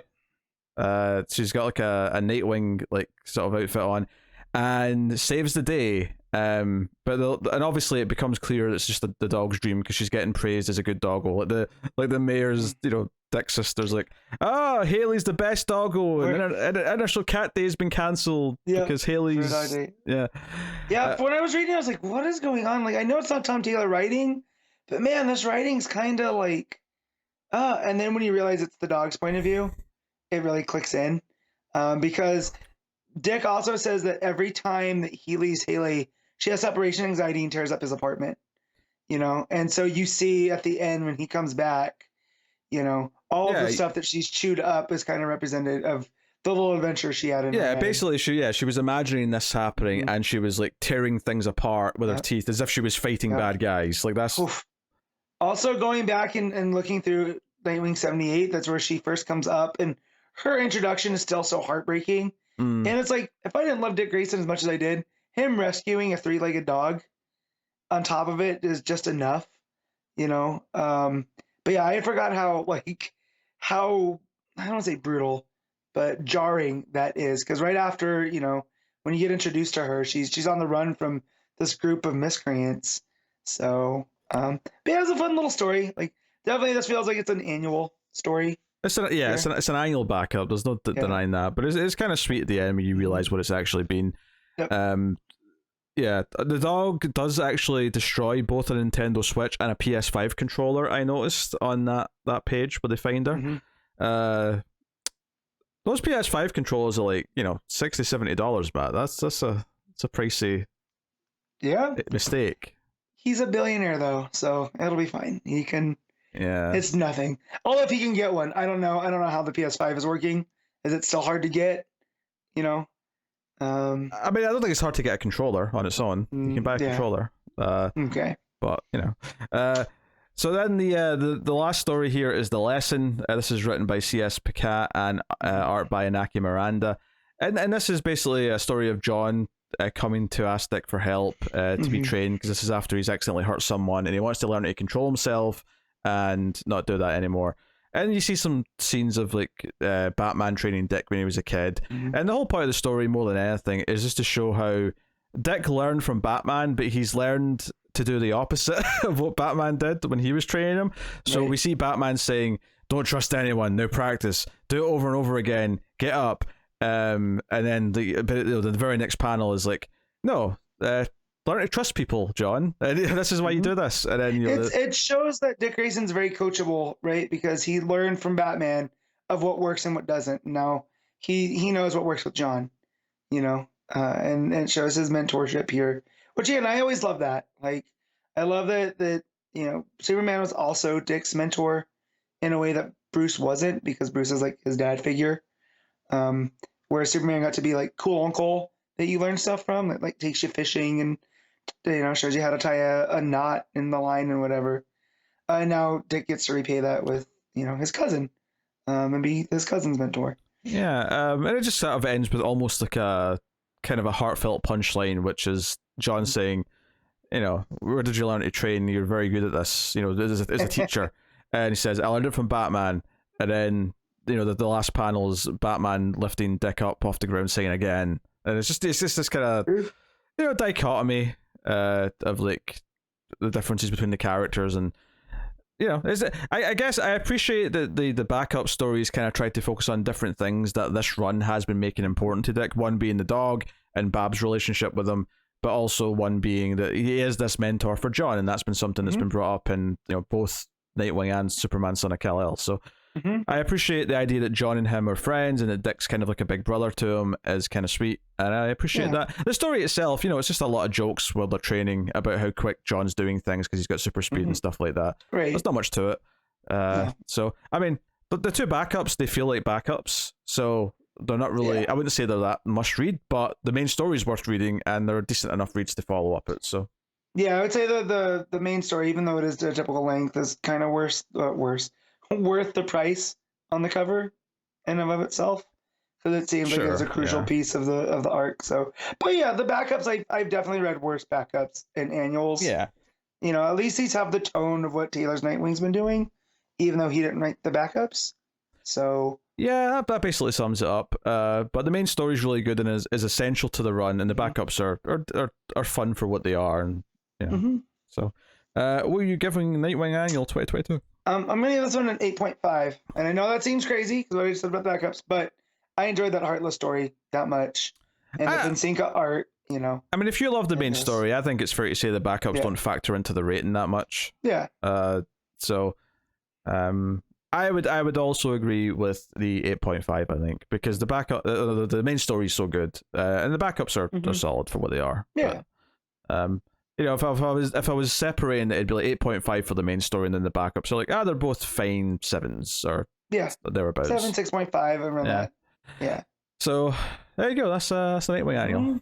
Superman Kal-El Returns Special Issue 1. Various teams, because it's it's like 4 stories and all the different teams on it. So I'll just tell you as we're going. There's a lot of names in that cover. There's like a list of like 10 names. It takes up a good quarter.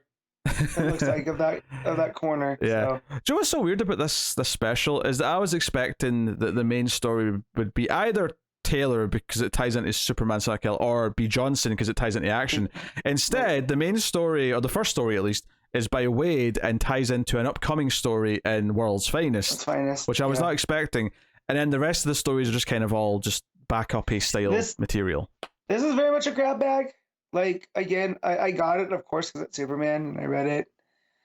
But yeah, it kind of left me kind of disappointed that these are the stories that we're I have to agree. This, like, I did enjoy the Wade story, and I like that it's teasing that Mr. Nobody from Doom Patrol is going to be a villain in an upcoming World's Finest arc. That sounds like a blast. Yeah, you're way more into the Doom Patrol than I am. What is this with? Because it's very Morrison-y, right? Yes. Like this whole concept of Mr. Nobody, and he attacks using surreality, and so I had a hard time wrapping my brain around that. Like, so what is exactly Mr. Nobody's deal? Oh God, Sparrows have read the Morrison issues, and obviously is in the TV show as well. But I mean, From what I remember, he's got like an extra tool here that he's using. He's got like this magic wand, not a wand. Why is a wand? From history. It's a baton from a famous performance that drew the crowd into a riot. A conductor's baton thing. Baton. Who calls that a baton, Matt? That's what they called it in the book. I've never heard anyone call it a baton before. I didn't either. I'm basing it off of that. There's a word. It's not a wand though. It's like I'm looking this up. What's it called with wizard? I can't even talk right now. Am I having a stroke? I hope not. A weather wizard. What do they call his thing? Is it the wand? That's just a wand, yeah. But he's a wizard. Of course, it's a wand. Right. That's what I'm saying. Anyway. Mr. Nobody, like, from what I remember, and this is kind of hit on here, actually, with Batman and Superman, but he would, like, trap people in two-dimensional, like, paintings, or he would, like, make them disappear from reality into their own little pocket world in his paintings. But yeah, it was a lot of meta stuff. It was a lot of, like, warping reality, and he's kind of two-dimensional himself, which makes him look really weird, because he's, you know, he has this very silhouette kind of look to him. He looks like a Picasso painting who's walking around, you know? Yeah. Well, his head looks like a question mark to me. So I enjoy that. A little bit, yeah. Well, it's a reversed question mark. No, it's not. Yeah. It's reverse, yeah, so that way around. It depends on where you're looking at him from, though, because, again, he's very two-dimensional in a world that we always see as two-dimensional. Yeah. So there's always that layer there, but anyways, yeah. Yeah, so, he's a very fun character. Like, he was great in the Morrison Doom Patrol run. He was great in the TV show. He seems irreverent, right? He seems like a threat, but it's not like he's trying to cause the end of the world. He's just trying to have fun. So he's kind of like Mixie Pitalik to me, like that. So there's a little bit of that there, yeah.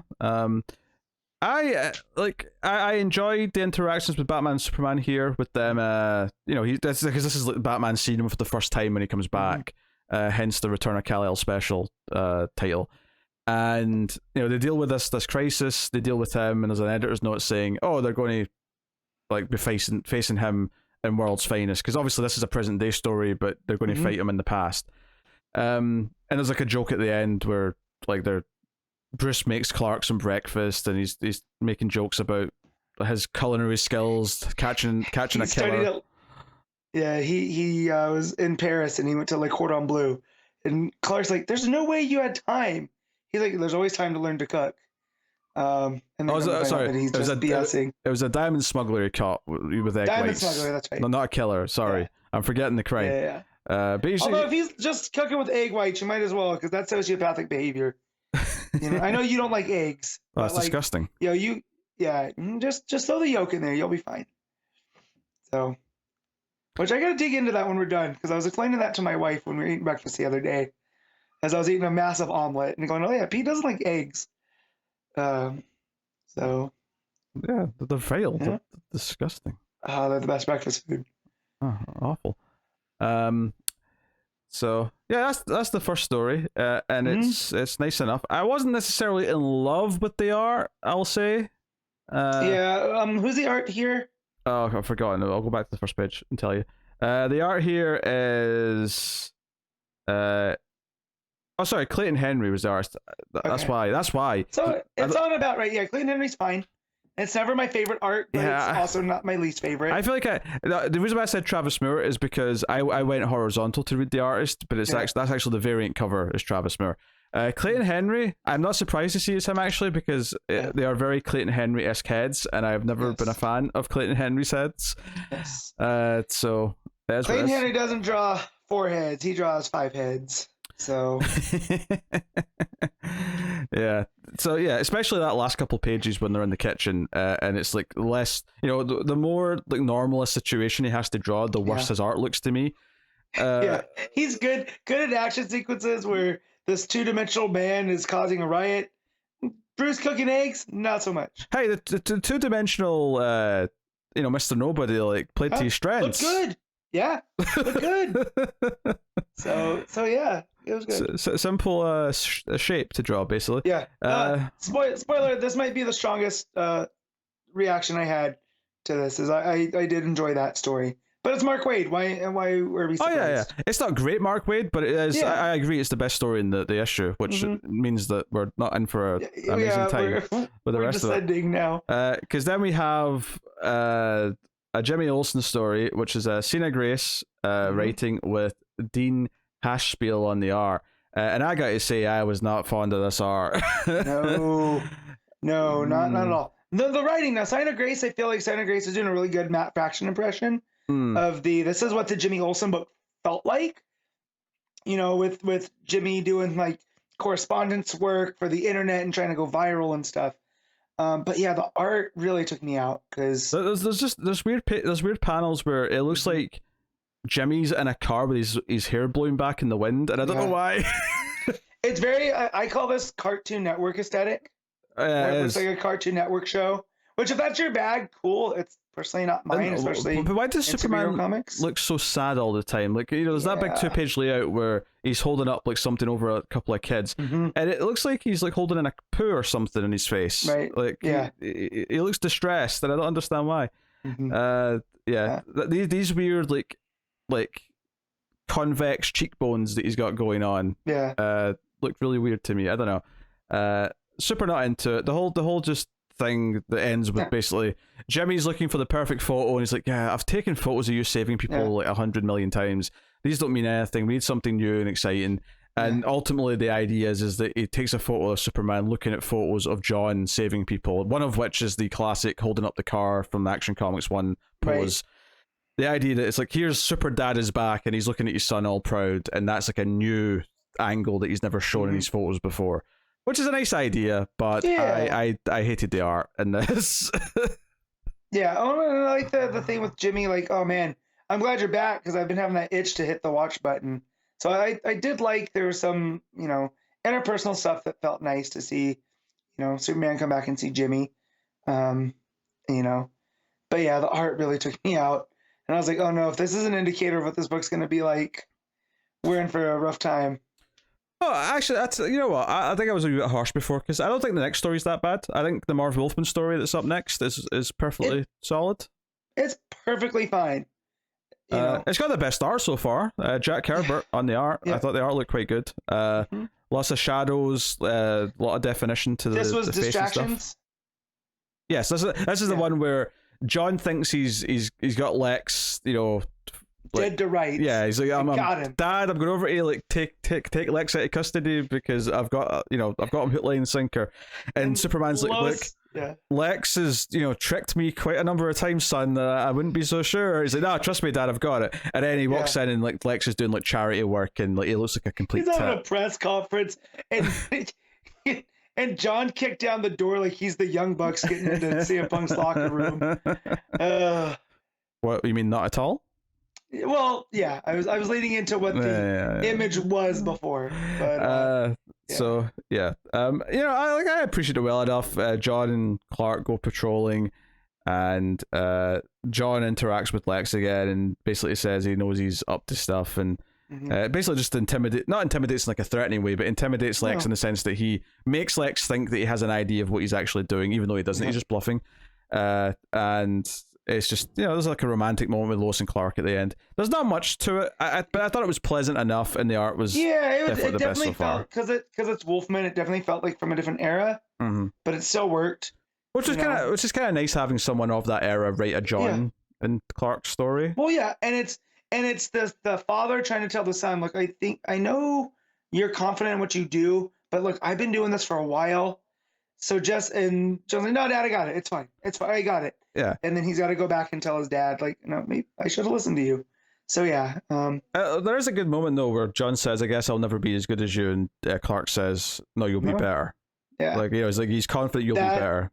That is Wolfman's, him working at DC for so long, his understanding of Superman. Yeah. So of course he's going to say that. Yeah.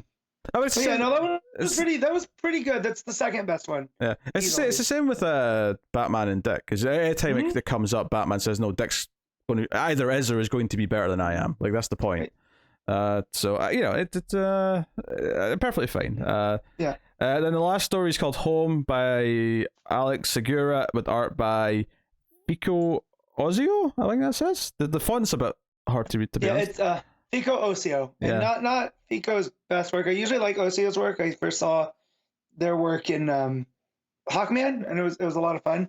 Here it seemed a bit, I don't want to say sloppy, but definitely not the best work. So I've got the comic up. I had to go like 4 or 5 pages in to remember what this one was, because there's not really much that happens. It's basically just Superman going back to the Hall of Justice and run into a few people, Martian Manhunter, Naomi, and Wally, and basically just like they're happy to have him back. There's a lot of memories here, and you have to make a home for yourself everywhere. And there's like a tease at the end for, well, it's not even a tease. It's coming up. It's tying into like this is him disappearing before Dark Crisis, basically, for the the death of the Justice League, and then so it's basically solidifying that happened after he returned from Warworld. So Dark Crisis all takes place after the Warworld saga.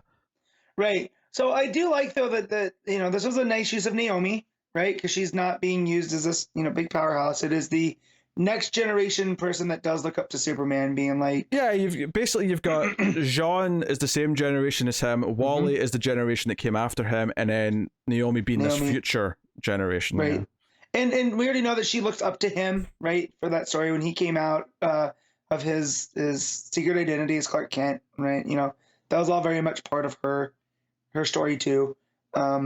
So I liked it, but this definitely felt like not even an annual backup. This felt like it would have been in like I'm trying to think of the other type of stuff. Those like 100-page specials with all the short stories. Yeah, it feels like yeah. I will say this, and this is not to say that the art's bad. I think the art's perfectly fine. It's a little 90s perhaps, but it's fine. Yeah. But Naomi looks so like her outfit looks just kind of shitty when it's not drawn by Jamal Campbell or like I think she looks notably different because it's a different artist drawing her. That really stuck out to me. Whereas at least with Superman and that, I'm used to like 100 million different artists' interpretations. Right, because Naomi's been so Bendis has kept her so in either action or Superman or Teen Titans, it's very a controlled look for her. But no, I did like this. I like what Wally had to say about Superman, and what he means to that generation. So, a lot of fun stuff. But ultimately, this is just kind of a mixed bag that was like an okay read. Like if this was on a busier week, I actually would have been upset that I read this because it took up a lot. It felt it was a bit fluffy. It didn't feel like it was needed at all. And it kind of felt like let's throw a bunch of short stories together for what's effectively an annual on a 5th week. They're just not calling it an annual for whatever reason. There's, I guess, the loose thread of this is like the first time Superman goes back to the Hall of Justice, the first time he sees, Jimmy, the first time he sees Batman, the first, it's just that's all it really. That's the connecting tissue, and it's not really the Marv Wolfman story. There's like it's the first time he's with Lois, kind of, for like a page, and then it just like goes into the John story, it cuts ahead to like a different story effectively. All right, what are you rating Superman Kal-El special? I'm gonna give this a 7. I think that's a bit generous. That's fine. A bit generous. I'll give it a 6. It's perfectly readable.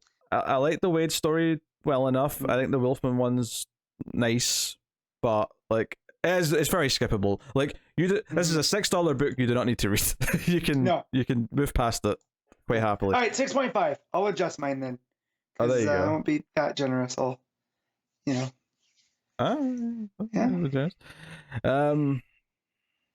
Okay, Batgirls Annual 2022. So this is essential in that it is just straight up the start of the next arc. So. Oh boy, don't you love it when they do that? Well, I do actually. I prefer this. See, I like standalone stuff in annuals a little bit more.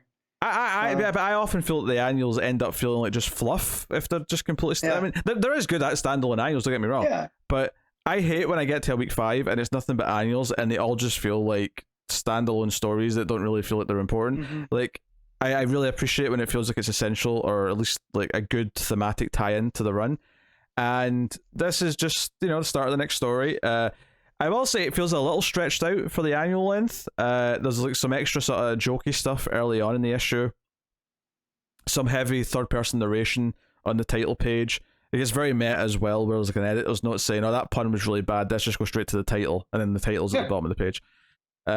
So this is, if it's not even start of an arc text, it says part 1 of 2, bizarrely. So like the next issue will wrap this up, and it needs to be wrapped up because I was thinking, I didn't notice that when I was reading it, that it said that at the start, because this is a Freaky Friday story. This is the story of Cass and Steph swapping bodies. And it does take a while to get to that point, which is why I'm saying it feels a bit stretched out for the sake of it being an annual. But Steph wants to investigate what was claimed to be a robbery on her new kind of maybe boyfriend's street.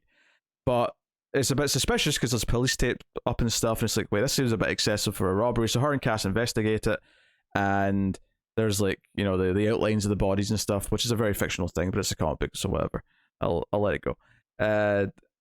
So there's been a murder of some kind that's been covered up, and there's a mysterious woman who has a cat with the different coloured eyes, you know, one blue and one green, who gives them a coin as a thank you to Steph for getting the cat out of a tree. But they basically make a wish with the coin to like swap bodies or be each other for the next day, because they're both feeling a little stressed about different things. Did not expect this to go to Freaky Friday. Yeah. And Babs is moving out of their apartment in the hills because the clock tower's been repaired. They're still a team, but she's not going to be living with them anymore. So the two young Batgirls are going to be the roommates now. And it shows them, like, you know, we see what they spend their nights doing. We see them playing video games and watching movies and, you know, whatever else. It's all very sweet. So they toss the coin, make this wish, and when they wake up, they're switch bodies, right? And all of this is fine, and it's actually a really fun story once it gets going, but like this body swap thing happens in page 20 of 40. You know, it's quite late on after a fair bit of setup, but it is a lot of fun once it actually kicks in, and I love that, like, all of a sudden it looks like Cass has all the long speech bubbles and Steph doesn't, but that's because they switch bodies. So right. there's a lot of talk of this. So they go to Babs for help, and she doesn't really know what to do, but she's going to look into it. She even asked Batman for help at one point. But, you know, they go out to do their thing, and they go to the cop that they've got as a contact to try and ask about the murder, and, you know, whatnot. So all these things are going on. There's a sweet moment between Babs and Batman, because Babs is like worried about them, and Batman's basically saying, no, you're always going to worry about them. I'm always worried about you and Dick. Like, you're always going to worry about the Batgirls. So there's some sweet stuff with that, and whatnot. But basically, they end up both being, like, surprised or being, like, you know, confronted with something by the end of the issue. There's some great fighting stuff. There's actually a really nice page in the art where it's Cass, but it's actually Steph as Cass, but doing like the Batman jump down. So it's just it's just the eyes and then the big bat symbol effectively jumping down at a group of enemies. It's a really nice page. There's a lot of like purples because of Steph's outfit, and then the background's yellow, so that she really pops. There's some good art in here, I will say. I don't even know if I mentioned the artist on this. It's Robbi Rodriguez, who I don't think is always great. I do think there's some weird faces sometimes, but tends to be quite good when they're in costume doing action. So maybe a little bit. I believe I've heard you say that before in other books. So. I think he's better than Clayton Henry, but maybe a similar kind of divide where when they're just sort of sitting around talking, the faces can be a little, you know, little flat, a little bit unexpressive for my taste, or maybe a better thing to say, just be not expressive in the way I'd like. But when you get to the action, they've got the masks on, and there's some great panels here. In fact, there's a page here where they confront like the ninja, whoever, because they find a bit of a blade that makes them think the League of Assassins are responsible for the murder, and they're chasing down this ninja later from a bar, and there's like a helicopter that like has a spotlight on the ninja, so you get this big blinding yellow light, and someone fires from the helicopter a blade, and there's this like page of the ninja in silhouette with just this yellow background, but with just like a bit of a black mist coming up from the bottom, and it is a beautiful page, and you can see like blood pouring from his neck, which is still in silhouette. It's all just black on yellow, but it's gorgeous. It's a really great page. And it feels a bit bit mean to say, oh, the art excels when like the style removes the need for detail, but honestly, it does. Like this looks good because it's this simplified kind of thing. But the helicopter is, of course, Lady Shiva, who wants to see her daughter, and like Cass or Steph and Cassie's body, like has to go with her, and Cass and Steph's body's like, don't talk much, be like me. go talk to my mother, and then the little twist at the end is that someone drugs Cass in Steph's body when she gets a drink at this bar they went to interrogate people, and she wakes up in a car with Cluemaster, who wants to see his daughter. So it's Freaky Friday, but the gimmick at the end with the cliffhangers is that both of their troublesome villainous parents have like kidnapped them or taken them away to talk to them. And that's the cliffhanger for the next issue. And it's funny is that Shiva's going to get a talking to from Cass/Steph. Yes. Right? Or Steph/Cass. And then I feel like Cluemaster's going to catch a beating from Cass and Steph's body. Yes. So, yeah. I might have to get caught up on this now, because it sounds like a lot of fun. It is, it's good fun. Like I say, there's like... The only problem that's really persisted after the first arc is sometimes the third person narration is just a bit, lame. And there's a little bit too much of it at the start of this issue, but honestly, once it gets going and it sets up its premise, this, the Freaky Friday stuff's good fun, and then like, oh, now they're in a situation with their villainous parents where they've had to swap over, and how are they going to deal with this? And there's some fun comedy from Steph where she's like, wait, do I have all your fighting skills now because I'm in your body? Can I do microtransgressions? Can I understand them? At one point, like earlier on in the issue, when Bab says she's moving out, Cass whips out like a fancy quote, and she says something really like poetic, and then Cass and Steph like turns and goes, "Oh, it's Edgar Allan Poe." She read like all of his books, because that's been one of like Cassie's new traits. Is she's doing a lot of reading. So. I love the idea that she's still a Cass, but every so often she'll slip in like a really fancy sounding quote because she's read it in a book.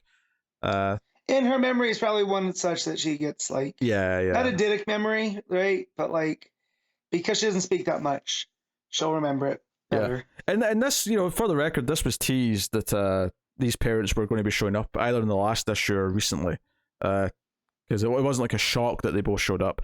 And it just says to be continued in Batgirls 13. So.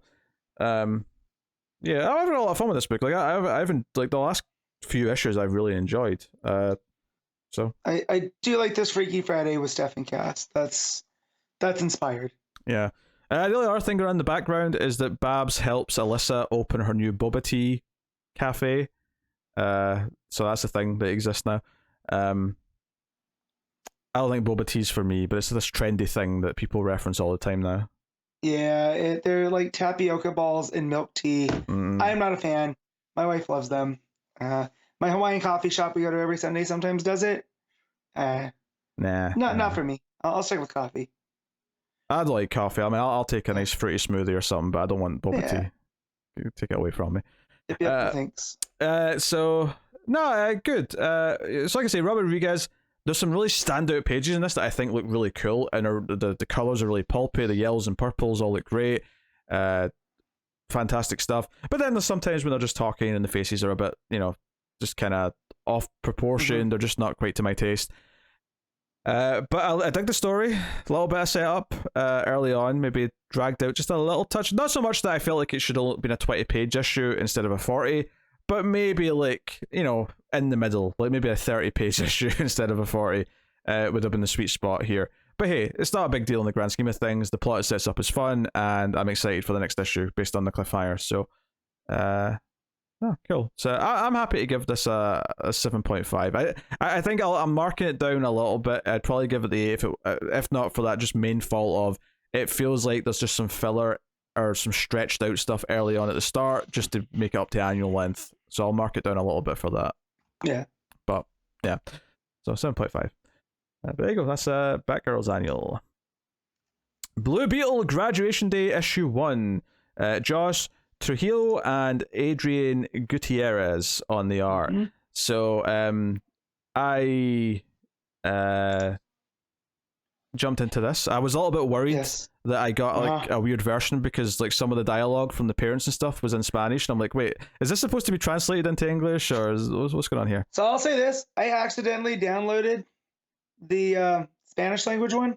I was able to fix it, but I couldn't figure out why there was two. Two had popped up. Able to do a swap real quick. We were not a big deal, but yeah, it would have helped with my Spanish, because I am semi okay in Spanish. But yeah, you still get the vibe of what they're going through if you just treat the words with the tone, which is good. I will just say, every Blue Beetle book I've read since the original from way back in the day has been kind of the same, and it's Jaime trying to keep his superhero life, right? It's very Peter Parker, Spider-Man. Yeah. But also with an alien bug talking to him. This feels like we're finally getting past that. Yeah, it feels so like the whole graduation day vibe. I am so glad that we only spent a little bit of time on that. The whole premise of it though is that it's the end of high school, so it's finally moving on to the next part of his life. But the aliens may be back, right? The Reach, the Scarab stops talking to him, and he's starting to get worried about it. Batman and Superman are worried about it because we see them, interact a little bit, and Superman even comes to like tell him to like, hey, stop being a Blue Beetle for a little while, stop doing superheroics because we saw that transmission that the Reacher may be coming back, and we kind of have to deal with it. But yeah, typically, every Blue Beetle thing I've ever read has been the same thing, which is, fairly likable character with him and his group of friends, dealing with the fact that his parents are worried about him, and trying to balance that superhero normal life, together, right? Try to balance those two things. And I think Blue Beetle could be a great character and he is a good character, but I think he could be like a character who has a nice long running comic book. I could see it being DC's Ultimate Spider-Man in many ways. Not Spider-Man in general, but their Ultimate Spider-Man specifically. I agree, because he's this young dude that has so much. They could do so much with him. It kind of reminds me of Wally West when he took over as Flash and Wade was writing him. Right? There's so much you can do with this young character and establish this whole new, kind of get him away from the Reach and stuff. Establish his more superhero-y thing. Now, I've not read the original run from before the New 52 that made people fans of him, right? So I can't speak to it, and maybe that did.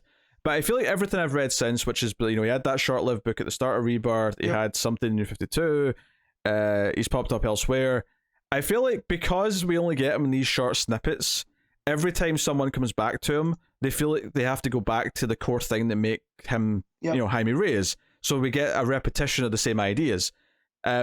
What he really needs is a longer run of some kind, just so that a writer can get that out of their system, right? And just then go on to new stories. Yeah. But because someone comes to him and it's like, oh, they're just going to do, the next, we have to do the Reach again. We have to do him talking to the Scarab again. So what I do like here is that it seems like the whole graduation day, we are going to get past that, but it's also reset to kind of early Blue Beetle, where in this, he doesn't understand it again because it starts speaking in Reach. And it's created this whole cluster that he's going to have to deal with. And so it finally felt like we're doing something new, but also, was familiar enough. But with a comfort. It's kind of reminded me, like, every single time they do a new Cyborg series, it's like, oh, maybe this will be the one. This might be the one that does something cool with the character, does something new. And it's like, once again, he's part man, he's part machine. He's living with that, and his relationship with his father. And I'm like, I get why you come back to this, but it's like we joke and complain every so often when they have to show the pearls in the alleyway again with Batman. Yeah. But the simple fact with Batman is that those are small snippets of thousands of stories with different villains, with different journeys for Bruce that he's went on, where he's learned different things, he's got over different things, he's had different relationships with different people. Like, there's so much Bat history. And I'm not saying it like we have to give every character that much history, because that's absurd. Batman and Superman are always going to have more than every other character in DC. It's just the way it is. Yeah. But the simple fact is that imagine if Batman, instead of having the rogues gallery he does, every single time we got a Batman story, he started talking about his dead parents again, and it was about the one villain that ties. If it was, let's say they only had the Joker, there was no other Bat villains, so every time it was the Joker, and every single time it somehow brought up the memory of his dead parents. That was every single Batman story. That's kind of like what reading every single time they start a new Cyborg or Blue Beetle Jaime Reyes book is like. Yeah. It's always the same elements, just, maybe slightly altered or maybe slightly, whatever, but never really advancing. Yeah. So that's what I like that this did here, is that it set up that he is at this crossroads, that his friends are going off to college, but he's going to stay in town and work, what was it, for his uncle? Yes, diner, I think he said. At a diner, right, while he decides what he wants to do. And while he's going through this, his scarab starts acting up again. And that's where we realize that the Reach is coming. And so he is at this crossroads now where he wants to do his own thing, but he's getting pulled back into, I just want to say, else. like that rant I just went on, that's not to say that I think the writing in this is bad, or that it's not, a DC read and it flows well enough. The art is, it's not necessarily, like, the faces are always to my taste, I would say. It's got kind of a... There's a style to it, though, where it feels like it's this artist's style, and I'm okay with that. It's kind of like Clayton Henry, right? As we get on about him with the look of his faces, but that's his style. So I'm okay, because at least it's consistent. It feels very manga-esque to me, to where there are these big... It's a little... big expressions on the face where like a smile takes up the whole head. It's the eyes and the mouths kind of like are wide and take up a lot of room. There's kind of a... And the big cliffhanger though is that, he's with his friends and there's a report of someone that looks like they're in... It's like a female Blue Beetle-esque suit. But it's not blue, it's yellow and black, but this is maybe... Right. I mean, someone who is an arch nemesis or possibly a love interest by the time he meets her, who knows? Right. But clearly it wants to do different things with them, and that's great. But definitely a lot of this issue felt like, I've read a lot of these beats kind of with prior Blue Beetle stories. And I've not read a lot of Jaime Reyes. Like, I feel like I've never finished any of these books. I always read the first couple and I try to keep up with them, and then they always end up just falling through the cracks because they never feel like must reads. And I would love it. I would love it if a Blue Beetle book felt like a must read. I'm definitely gonna try to stick with this one, just because it is a mini, and we'll see where it it ends up. Like if he's gonna get his own book again, which I think would be cool. But yeah, Palmyra City is where he's gonna go. That's right. I don't think you'll get an ongoing. Maybe they'll do the thing they did with Ivy, where if it sells well enough, and I doubt it, but if it does sell well enough, maybe they'll extend it to 12 or something. Yeah. I also like that Superman comes. I'm going back through it. Superman comes and talks to him for his graduation, because he wants to tell him about the Reach. I do like their whole interaction. Superman feels very much like not an elder statesman, but like as an alien, as like this guy that's of Earth. He's the perfect person to come and talk to Jaime. So I thought that was a real fun. Where they tell him that he's grounded, because they can't risk him, being compromised. I thought that was a real fun scene. But yeah, no, it was a very a nice, light, fun read. And it made me, reading the parent stuff in Spanish, made me, flex those muscles that are kind of rusty. So, yeah, thoroughly enjoyed. So, yeah. All right, what are you giving Blue Beetle? I'm going to give this a 7.5. Yeah, I think this is a 7 for me. It's an easy enough read. I'm not sure, like, depending on how many books are out when issue 2 comes out, I'll see if I feel like reading the second one. But I don't feel like I need to, based on this first issue. It's perfectly fine. There's not too much wrong with it, other than just feeling like, going through a lot of the same things that I feel like Jaime always seems to deal with. But yeah, there you go. Also, I just saw on my phone there was a comment on the Collector's Cut episode we did for the second Dirty Harry movie that just read from someone who I assume is old based on the photo. You don't understand sexual relationships in the 1970s. And I'm like, yeah, you're probably right. I don't. I wasn't born. So, yes. Yeah, there's some weird sex stuff in the Dirty Harry movies. At least the first 3. They've all got some weird things in them, but whatever. Clint's working out his stuff in those ones. Yeah. Ugh. Anywho, so one last book to talk about. Every month on patreon.com/MailFuzzTV, you can make myself or Connor read a book at one of the higher tiers, and I am reading American Vampire issue 31 today, which is on my tablet, which is somewhere. Where did I put that? I'll do what I can from memory. So this follows up the idea that Dracula is, they're building this chair that's going to amplify basically his like cerebro to control the population of the world. And Hobbs and Felicia are working with these European vampires, and they're forming an alliance to take down Dracula, and their plan is to just basically go up and plant a bomb on their ship, because they're on a ship, and these vampires can't swim, so they will effectively drown and die. So that's the plan. But there's a lot of like little bits in here. I mean, the big thing in this issue is that Hobbs dies. Like, Hobbs has been this recurring character since the start of the book, and he gets an arm ripped off and then a leg ripped off, but he gets to look Dracula in the eye, because Dracula is like, oh, you're reaching for that dynamite, it's not going to work. The fuse won't work. It's not a fuse, it's a timer, and you just get like Dracula's reaction, and like the boom goes off.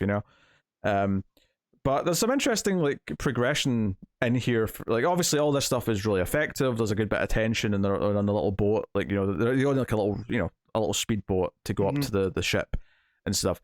But they advance a lot of key things here. There's a sort of a running thing throughout where there's kind of this camaraderie forming between some of these vampires and Felicia and Hobbs, and it's this idea that the VMs for a long time were kind of like, no, we hunt vampires of all kinds, but by the end of the issue, it's kind of teased throughout, but then at the end, when it's kind of like set in stone, it's like, no, what we really fight is evil, and we have to kind of discern which species of vampire are evil and which ones can actually be, civil and like be allies and fight against the more evil kind. And so there's kind of like some touching moments where they're kind of bonding a little bit, and then at the end, Felicia becomes the new head of the VMs, and it's explained to her by like, because she thinks she's reporting to her new boss because she's chosen to like sign back up, because she's realized that trying to keep the kid out of this was like a stupid idea because he was born into it. And the other part of this issue is that the kid actually goes full vampire. He kills it's a bad guy. He doesn't kill like a good person or anything, right? He kills a bad guy, and it's like, yeah, like he's like, the cure like turned him into like a normal vampire, or at least, I mean, he's still kind of growing, so he's not a vampire like fully, but the idea that he's kind of like a hybrid, and like, but he's still got that the monster still in him, and he can still access it, and he can still drink blood and so on. So this is something he has to be a part of. He can't just avoid this life anymore. So that's a big thing that's set up for the future. But Felicia's now in charge of the VMs, and it's like, okay, so we're going to have allies. We're going to like seek out the more friendly vampires, and we're going to like take on the dangerous ones, which is, it's a nice ending to this arc. It feels like a big, I think what's nice about it is that there was a lot of tension in it. Like the way that they built up Dracula in this arc was so good, and it was so intense, and he felt like the biggest threat that they'd ever had in the book. But I also like that by the end of it, it does feel like this cataclysmic shift in the way that the world of this story works, where all of a sudden the VMs can now include vampires, and it's all about hunting the right kinds of monsters. And maybe there's some like some messaging in there that's kind of nice about, you can't just like write an entire species off. You have to sort of understand the nuances of it and all that, and kind of learning that. But you obviously you get these more werewolf looking vampires like fighting alongside Hobbs, and the actual ripping off of Hobbs's limbs looks great. Obviously Albuquerque's doing the work, as you would say. I guess the surprising thing here is that I don't think Skinner Sweet ever showed up in this arc, and that might be a first. Not counting the miniseries, but that was a miniseries. That wasn't the main book, so that's kind of how I'd ever even thought about it with that. But this may be the first arc in the main book. No, the two-parter with the jazz In the band cave. guy. No, Oh, not no. the cave. No, he's in the cave. He was in the Yeah, I cave. was gonna say. I thought you No, said no. that was the last time you saw him. No. The Yeah. two-parter with the black musician, or well, his brother was a musician, but the black guy who was like a Right. vampire comes to the small town. That two-parter didn't have Sweet. That may be the only one before now. But this was a full, 5-issue, 6-issue arc with Hobbs and Felicia, and Skinner Sweet never showed up. That's quite notable, I Yeah. think. Yeah, big time. So, that's some. But yeah, now all of the all the build up to the big conflict is great. The conflict itself was bloody and violent. In fact, actually, what's going on? Like the person he kills is the guy that's like the Renfield to Dracula, and he kills him because this guy actually boards their boat to try and kidnap the kid, because it turns out Dracula, because the kid's this weird hybrid, Yeah. because Dracula can't control American vampires, that species, he was hoping that he could spread a new form of American vampire from this kid that he could control. And that was kind of what he was hoping for. He could control everything by like wiping out the current version of the American vampires and replacing it with this new form from this kid. Because he does have an influence on this kid. He is causing the kid nightmares. And there's like a scene in the book where the kid's like, Mom, like, if you stop Dracula, will it stop my nightmares? And she's like, I promise it will. And I'm like, that's a big thing to promise, because I feel like even if Dracula's not causing them anymore, literally, he still might have a lingering like fear of him that'll still have nightmares. Yeah. Like, you're promising a lot there, Felicia. Just put that out there. But no, so it felt like a big turning point in the book. It felt like a big turning point getting into the next like story arcs, where there's like a direction for the entire universe going forward. And I've never actually read all of the stuff that came later. I started Second Cycle. But I certainly didn't read the newest one that was kind of the ending of American Vampire. So I'm really fascinated to see how it all fits together now. The Second Cycle, and then there's the 60s one, right? Or is that Second Cycle? Oh, I can't remember, but there was there was one that was not too long ago now, but it's ultimately Second Cycle delays started to make it really hard to like keep up with, and I'm liking this consistent reading that I've been doing of it for Patreon, because when I go on to that side of it, like I'll get to sort of experience it without this weird like cloud of, it's been a year since I read the last issue and I don't really remember what was going on and all that stuff. So I'm excited to get into that stuff, because this is like the quite late on in the original run at this point. We have the second mini coming up soon though. I don't know if that's next. I'll have to go back and check the trade again, because I'm reading through the trade digitally. But I know the second. This was 28 through 34, right? The issues you read? Well, this is only 31 that I just did, so there'll be maybe a few more then before the mini. Because Lord of Nightmares is collected, but they have it placed before 28 through 34. So maybe you read them out of order? I don't know. No, I think it's after it in the trade. I think they're the back of the trade. Okay. Yeah, so it'll be after issue 34, the Lord of Nightmares mini. It'll be. Gotcha. I'm gonna have to revisit this before you're done with this one, because I don't remember. I remember it, but I don't. It feels like a dream that I had, and I know I have them because I have the first 6 trades. So, and it says that in trade 5 is Lord of Nightmares 1 through 5 and 28 through 34, and then it's Second Cycle, and then 76. 76 is the last one that started to come out in 2021. Yeah, I knew there was one that was relatively recent. Yeah. So I don't know if that's technically the ending of it, or if like I feel like at a certain point he has to decide that he's writing the last part of it so it can end. But it's a wonderful universe to be in. Like, it's always fun to read. So yeah, no, a lot of great stuff here. Hobbs getting a big fitting conclusion. It really feels like a big sort of turning point because of Hobbs' death, because Hobbs has very much been the anchoring character throughout so much of the entire book so far, that shifting from him to someone else is really exciting. So no, I'm happy to give this issue a 9. It's really good. It's fantastic. Great climax to the arc. One of the best arcs in the book, honestly, the whole thing. So there you go. That'll take us out to the part of the show where we pick our favorite stuff of the week, favorite panel / moment, favorite cover, favorite art, and top 5 books. So, Matt, Panel / moment. What you got? So I'd love to pick something from Superman, right? Because there's some stuff.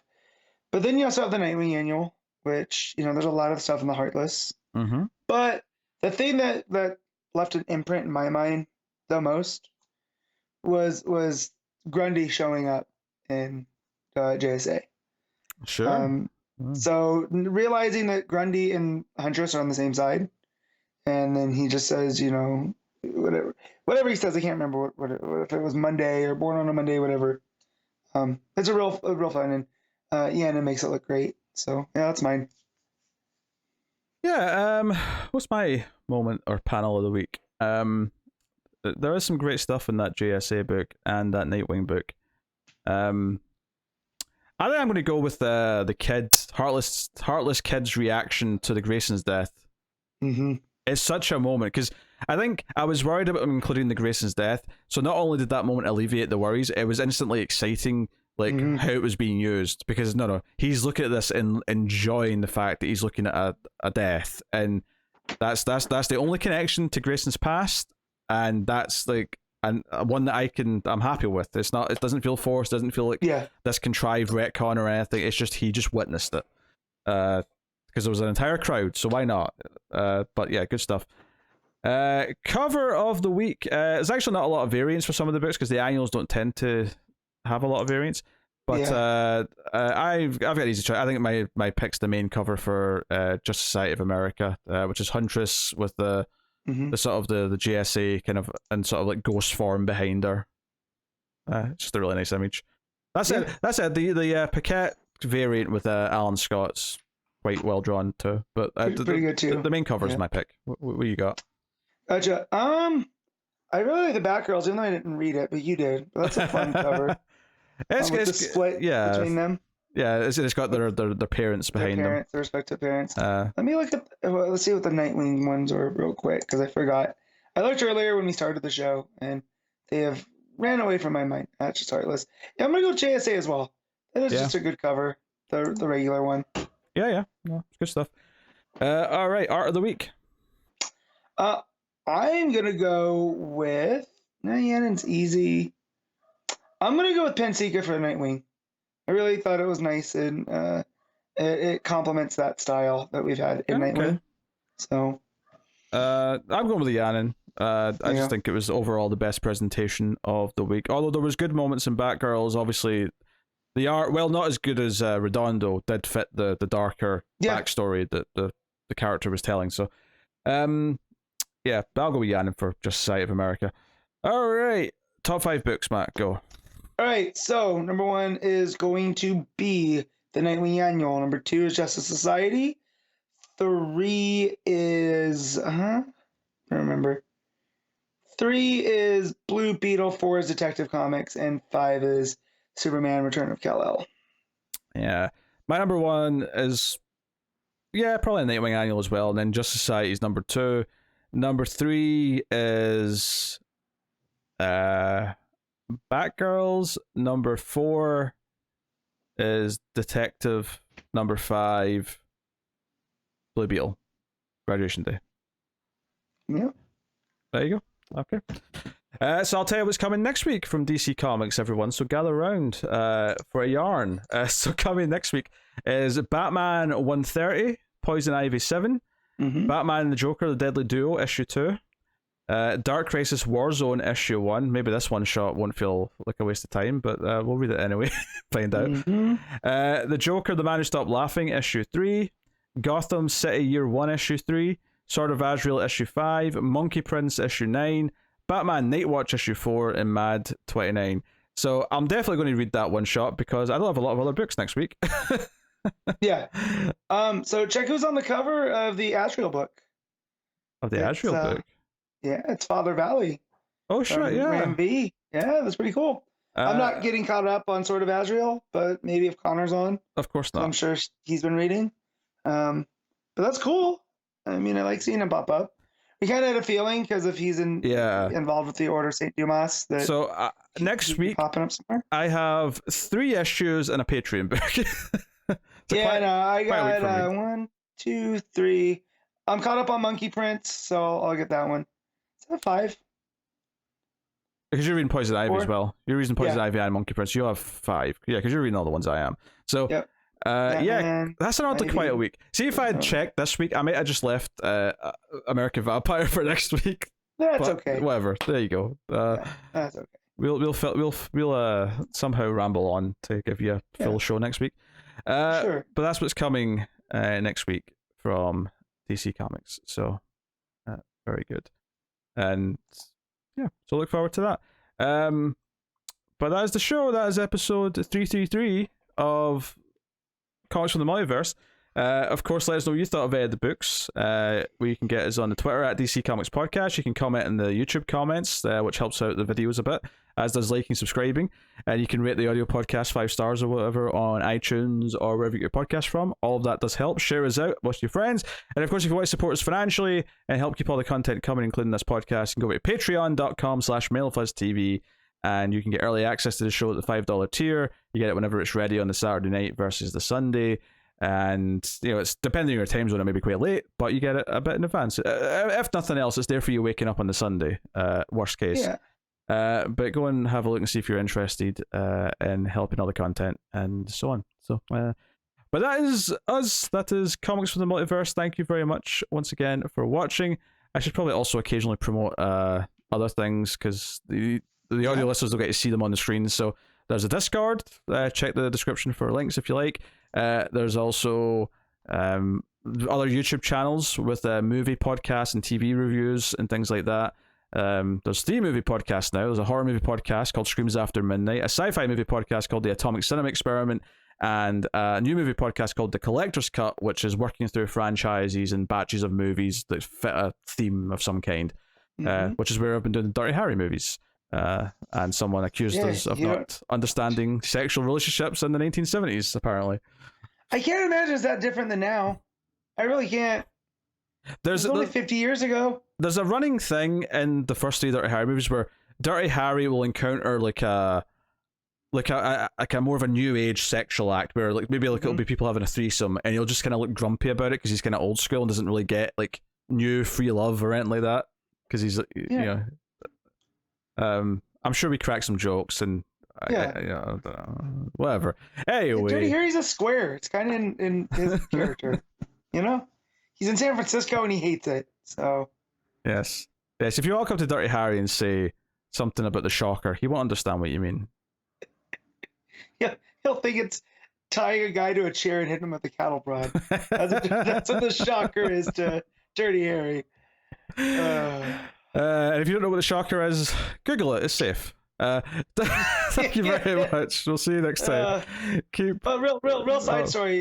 We used to do the hand gesture in my high school, and we got it banned. It was basically the equivalent of the middle finger to admin, and we couldn't throw it up anymore. So, yeah, that's what happens when people take the team picture throwing up the Shocker. So, yeah, there's also a hint in there, guys. If you want to Google it, but yeah. All right, that is the show. That is Comics from the Multiverse, episode 333. Thank you very much once again for watching or listening. We always appreciate it. Keep reading DC Comics, and remember to never get lost in the Speed Force.